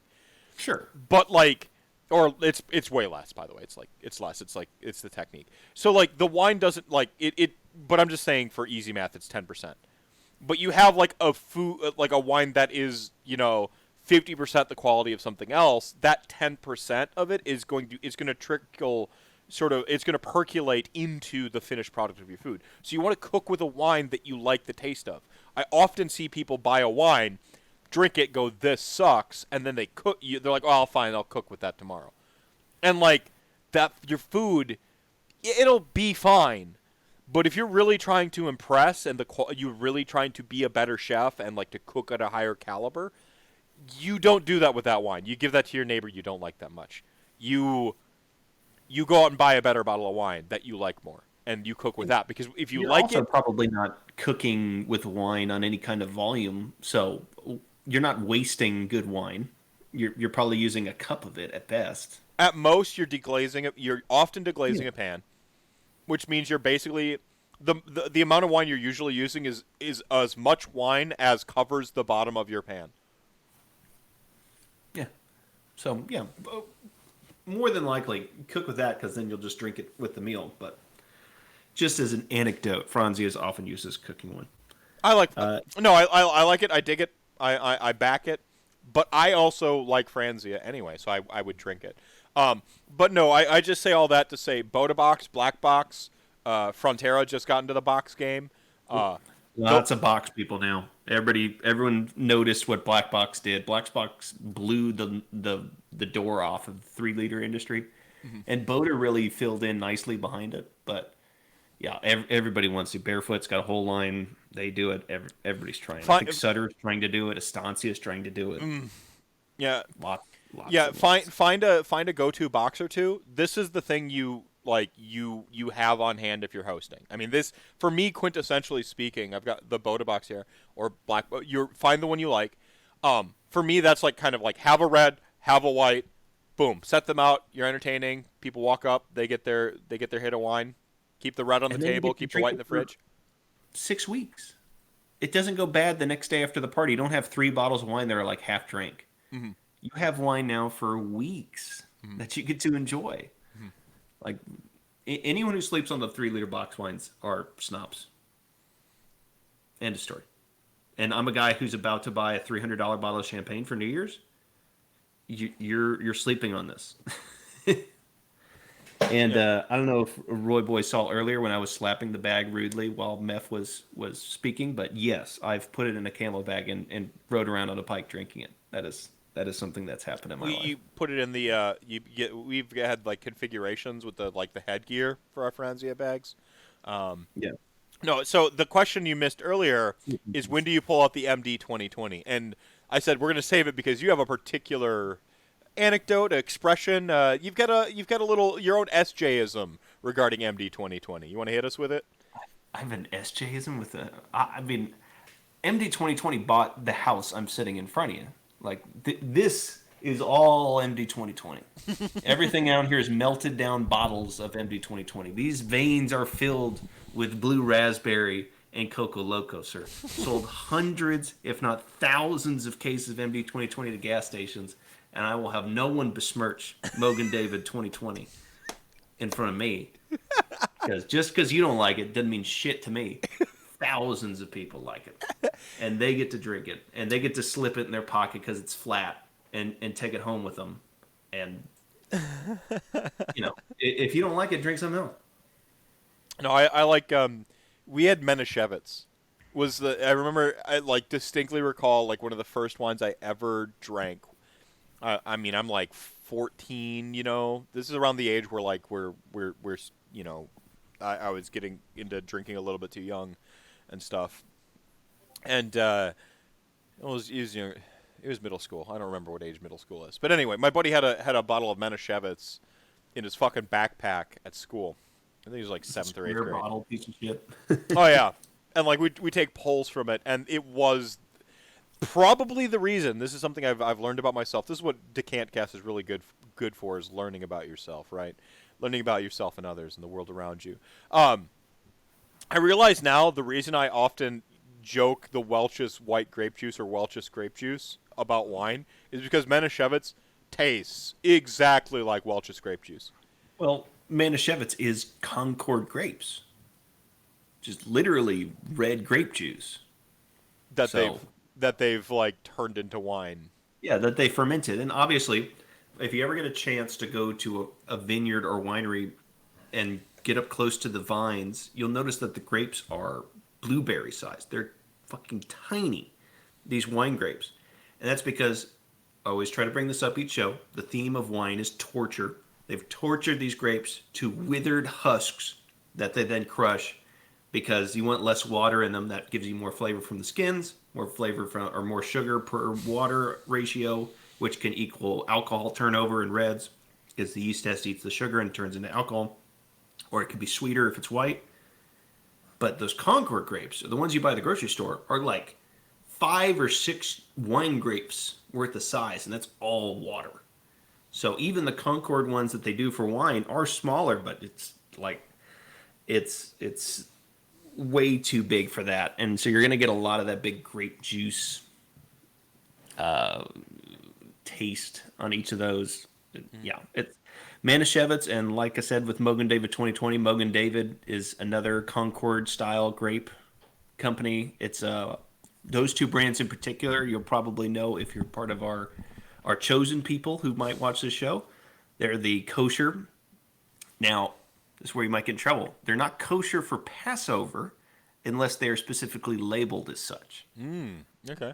Now, I am a Gentile or whatever, so I'm not aware of all the customary things they do to it, but you certainly have to look for the special labeling on kosher wines. For kosher for Passover, usually they're put out on the floor during that time of year. Yeah, right if on. you have that kind of population. Yeah, right on. Represent.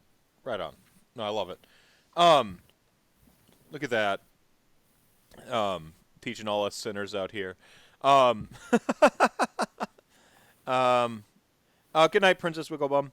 So Roybos, we alluded to it, but we didn't say it out loud, and it's just something that needs to be in the audio broadcast. Did you ever do the thing in college where you got a camel pack and filled it with Franzia?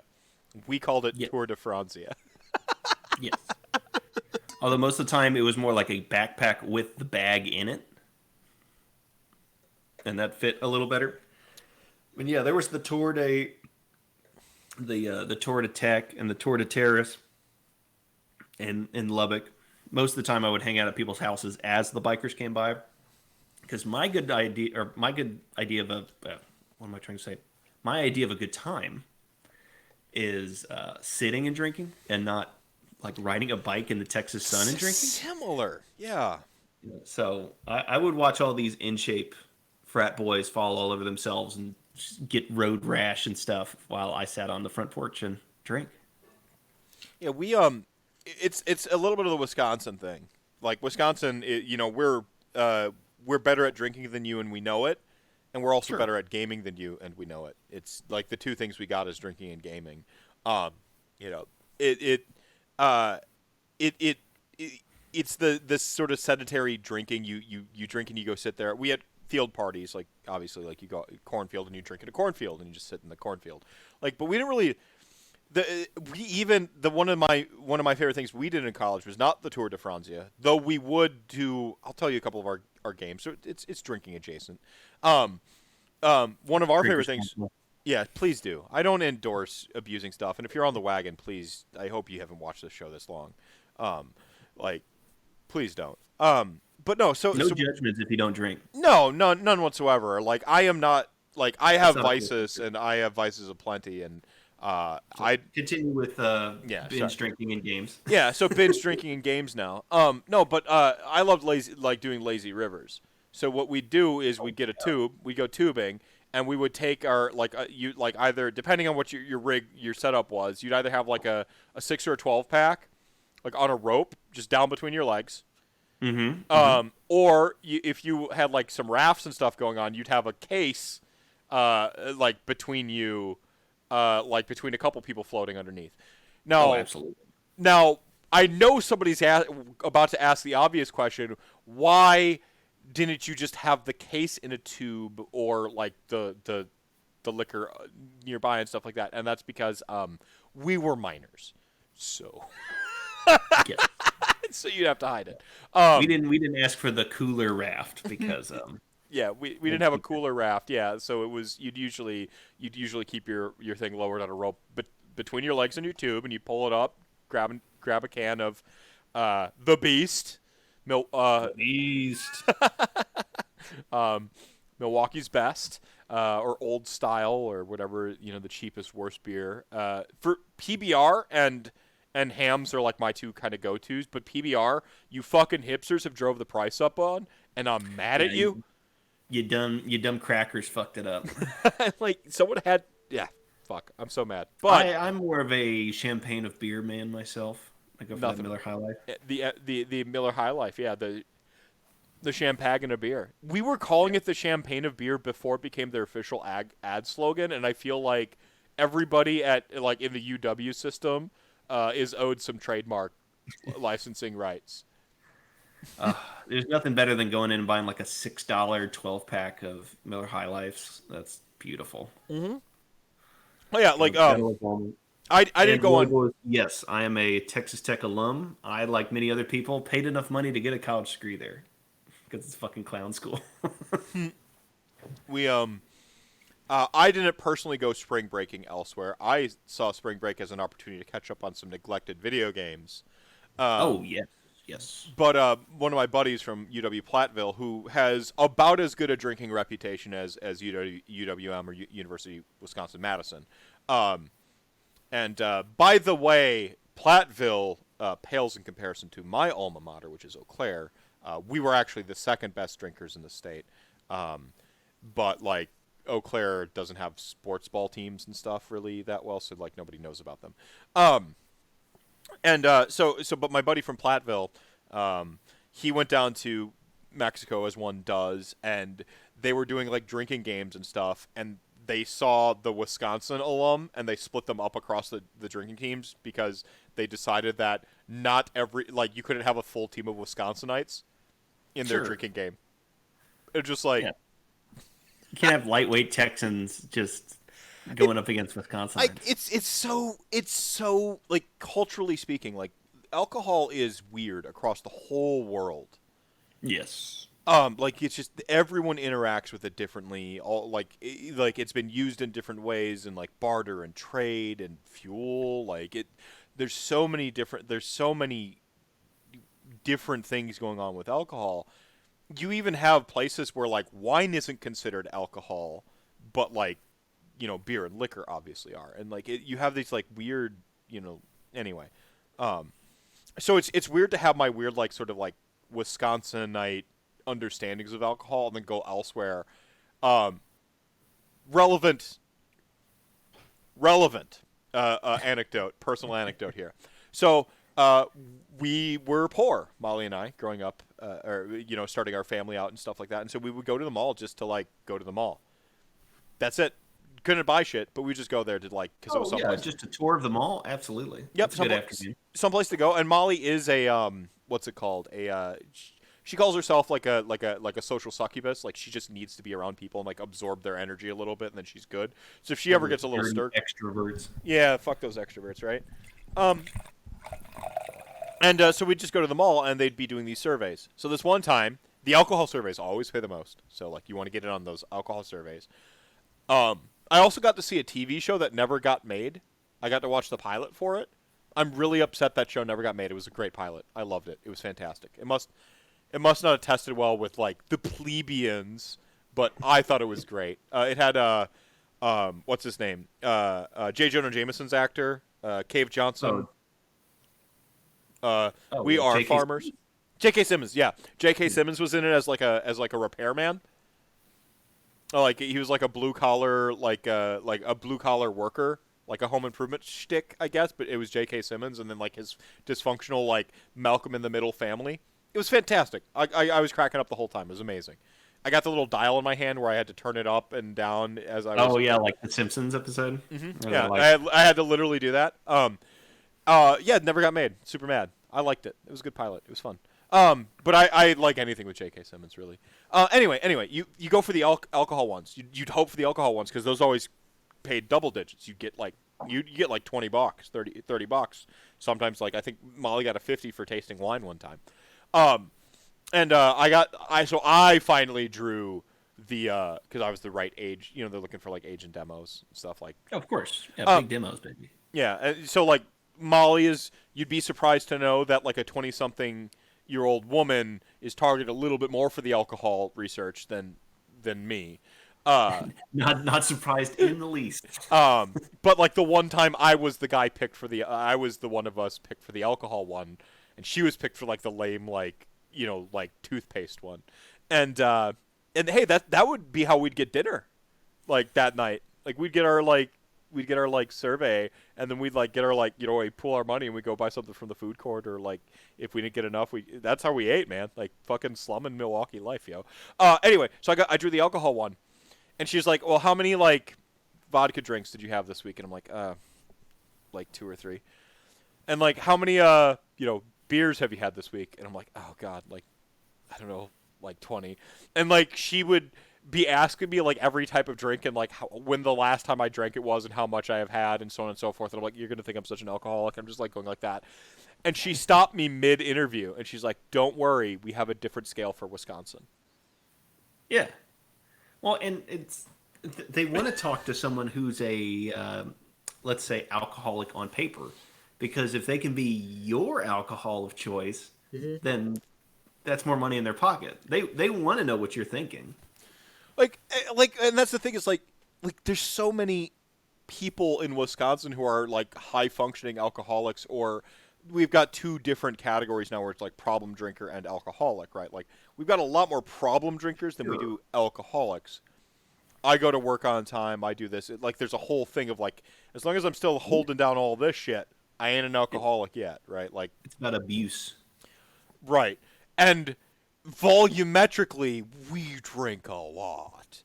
The Oh, sure. the third drunkest place in the solar system is Wisconsin, a state. The second is Germany, apparently, and the first is a specific comic with a specific comet with a shit ton of ethanol. Yeah. And I might have the orders messed around there. We drink Hey, more brandy than the rest of the world. with with alcohol, like there's a reason I didn't stop going to work when COVID happened and everyone like went home for that first kind of couple months while they figured it out. Alcohol was on the streets because we couldn't have people just keeling over. Oh, the real and actual thing happened, where like everything like there was a brief period there that month or two. Yeah, I'm on the last class or whatever. The that first month or two prior to like COVID-19 being really truly politicized, you know, like there was that point where just this happens in everything. There's that point Sure. of uncertainty where everyone's kind of afraid and doesn't know and they haven't formulated their opinion yet. They're just kind of like trying to figure it out and do the best they can with the information they have available, and they haven't really made up their minds about shit. So everyone was just like kind of like at that point everyone's just kind of like listening and doing like the whole mask thing that's now like a fucking bipartisan or suddenly a partisan issue that hadn't happened yet. Like No. you know nobody questioned that like we maybe need to like socially distance and not go to the stores, and they were started, you know, the toilet paper shortage happened, you know, like all that shit was happening because people were afraid and they were just trying to like live and get by. No one I knew how remember that first weekend, like it was Saturday in front of Sam's at 7 a.m. and Sam's opens at like 9 or 10 a.m. And I was 75th in line, just standing with a bunch of people who were like, I was trying to strike up conversations because just natural salesman in me, I have to talk to people when they're in front of me. yeah. And like everyone was just looking around and that had no idea what to do. And I had I didn't realize how uncool I was. I like went in, shopped, came back home, and like just had a full like come down, like my heart rate like exploded once I walked through the door. I was just like, oh, I didn't realize how like panicked I was at the store right then. Yeah. Uh, like what a year Yeah. has just happened since then. Yeah. Yeah, there and this I remember this moment happening where like businesses started closing early Years, and like at least. all these kind of things. Yeah, years. It's been we're in 2020 part 2 now. And this thing happened where like Wisconsin was like, "Don't worry, the liquor stores are staying open." Literally happened. Like the bars kind of closed. But like cuz like all the public interaction Yeah, the services bar is closed because that was a natural spreader location, but we couldn't cut off alcohol because people will die. And it's not like, oh, I don't have my booze, I'm going to go on a shooting spree. Like, this is the sad part of alcohol. There's so much chemical dependency on alcohol all over the world. And this is one of those drugs you can't cold turkey. If you are a hard ass alcoholic where you're having shakes, if you don't drink, you will die if you stop drinking. Like that's probably what killed Amy Winehouse. Is stopping booze. Like booze is dangerous when abused, and it can't be said any lighter than that. This Yeah. is something we enjoy. It's something that enhances the dinner and things like that. But if you have an actual problem, you need to get help because this is dangerous stuff. It's not like you drink too much water, you drown, ha ha ha. Like you drink too much alcohol, you die. You can never smoke enough weed and blow your head off unless it's pure oxygen deprivation and you keel Right. over from smoke. Yeah. Like you can drink yourself to death, and it's not hard. Yeah. I mean, you can be a healthy non-alcoholic, drink too much, fall asleep the wrong way, and you're dead. Like, right? You can get blood poisoning. Like, alcohol's it's no joke. Just beat the alcoholic trap by not enjoying anything so you can't get hooked. Oh, galaxy brain take. But I The mean, only way to win is to not to play. well, to not play. See, and that's the thing is like, my mom, she was bipolar, untreated. She was diagnosed untreated, unmedicated for a while, or she'd go off her meds, which was always way worse because you get this huge flood and this huge swing. And she self-medicated with fuck everything, right? Yeah. Like just everything she could, you know, whether it was it could be sex, like just wrong, and it'd be cocaine was big for a while there with my mom, heroin for a little bit. Like it got real bad. My memories, by the way, and my brother Rafael's memories are two entirely different recollections of my mom, and I didn't know that until we were both at her funeral. That we had two entirely different memories of my mom, but I digress on that. And and and I saw my mom like self-medicating, and I had this like conscious thought young that like I can't avoid it all. I'm going to be weak in some way. Like I'm going to, and like there's a little bit of the Irish stigma when I ended up in Wisconsin because I was living in North Carolina. I ended up in foster care. My grandma like ripped me out of that situation. Yeah. And there was that like point in time where I'm starting to like hang out with like the punk scene and stuff's going around and I recognized that I could hold a can of beer and people wouldn't offer me drugs.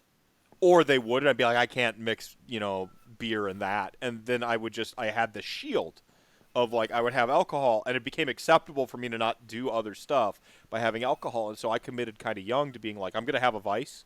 Might as well be this one, And so I've stuck with it. Might as well be the most socially acceptable one. Right, and it's so weird to think or say out loud right now.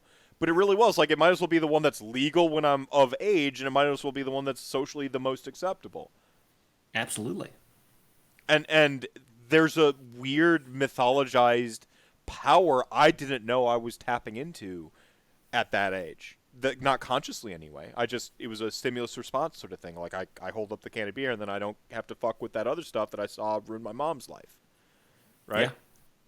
Like, no, and with mine, my father's still in the alcohol industry, so I grew up always around this stuff, and I was at liquor stores helping him, and at different tasting events, helping him as much as I could as a kid. So like having it around, it was never special.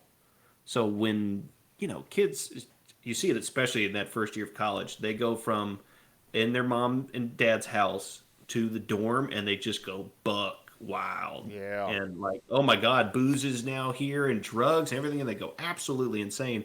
And like alcohol wasn't special to me at all. Mm-hmm.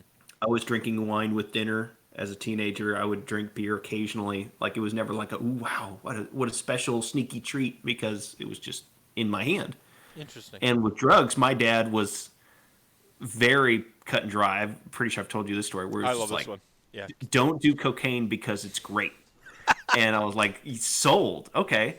That sounds like a perfect thing to avoid. So when everyone was going buck wild, I was like, well, look at these suckers. My dad called it. All these people just falling right into it.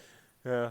Yeah. No, it's interesting. And like no two drugs or no two substances hit the same person the same way, right? You don't know who genetic predispositions towards alcoholism versus not. What is it? 1 in 6, I think, for alcohol. Like legit, the alcoholism gene is something like 1 in 6. There's a genetic issue for some people with alcohol. It is absolutely a thing that happens. And I've always people are predisposed to alcoholism. I've always found it weird that like the people who I consider can't handle their alcohol, and it's not that they can't like drink and keep up with me. It's the people who have these like total reversals of personality when they drink. Yes. I'm like, or they just don't have the stop. Like, oh, I'm getting a little drunk. I'm gonna slow it way down. They just can't. They just go glug glug glug glug glug glug glug, and then they get drunk. That's problem drinking right there. If you can't stop yourself, then you have a problem. Mm-hmm. At least with my definition of it. Yeah, no, I'm not making any prescriptive judgments of fucking anybody. I don't know. I don't know anything about anyone who's watching this show. Like, come on, man. Like, I hope whoever's watching is in a good place. You've got some healthy vices in your life because you gotta have something, right? You gotta have. If you don't want to trust yourself with wine, even in like, I want to try to be fancy with my alcohol and put it with different dinners and stuff. If you don't feel like you can trust yourself to drink responsibly, don't. This is just for fun. This is educational purposes. Yeah. Who gets to talk to you about wine and it not be some kind of snooty or like hanging out at a grocery store listening to some guy who hates his life chat in front of people who don't care. Like, I love selling wine. And I always have. And I've sold it to people who would then sell it to the end customer. So I never had that relationship. The end customer is fun. Yeah.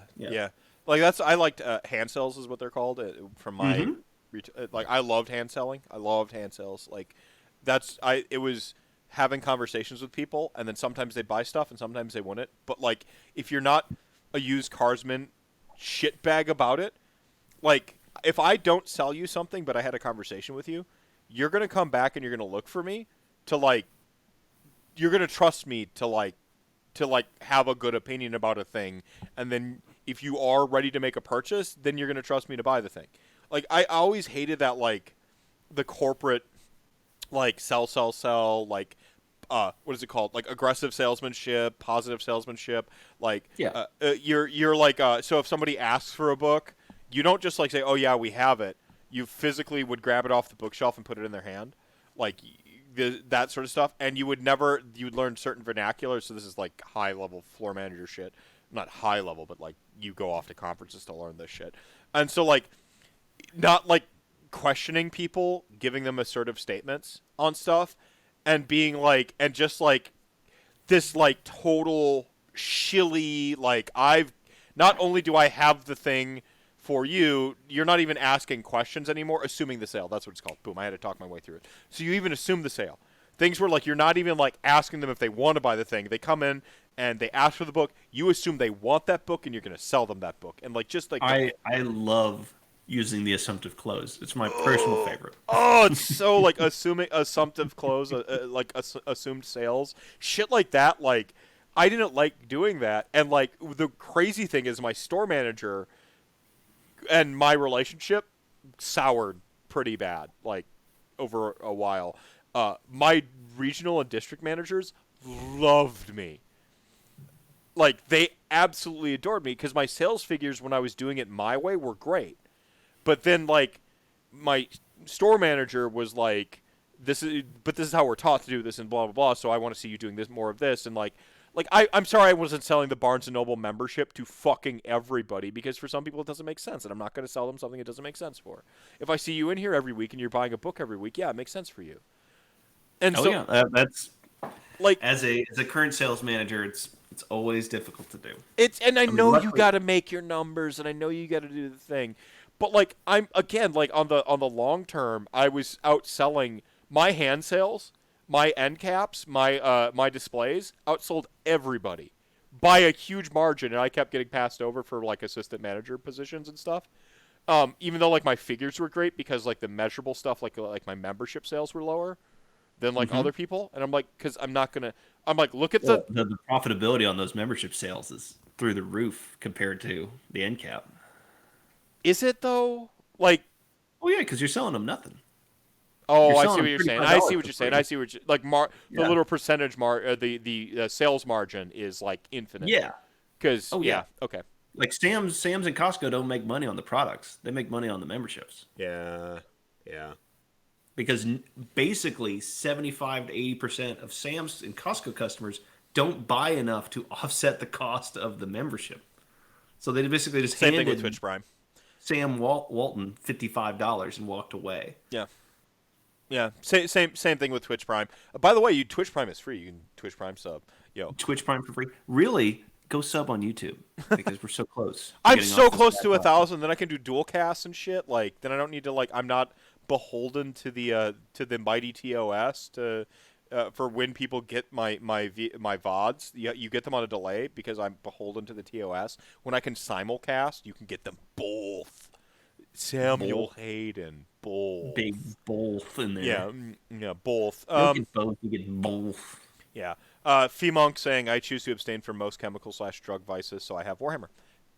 Same thing, though. You're chasing the dopamine. It's just that fucking dopamine hit that we Outside actually... of this show, Yeah. I certainly drink less than a bottle of wine a month. Probably 1 to 2 bottles of beer at most. I don't really drink. This is my profession. And as you can see behind me, all of this shit is filled with plastic. So you know where my vice is. I'm just, like, sitting here sweating, like... we have a different chart in Wisconsin. I drank on Friday. I'm mostly clean on the weeks now, which is good. I drink on Thursday a little See, bit. my vice is these things filled with plastic, mostly gray soldiers and fast food hamburgers. I can't stop myself. I'm a fucking fiend for fast food. It's a legitimate problem. One day at a time, man. One day at a time. One Sonic drive-through I drive past at a time.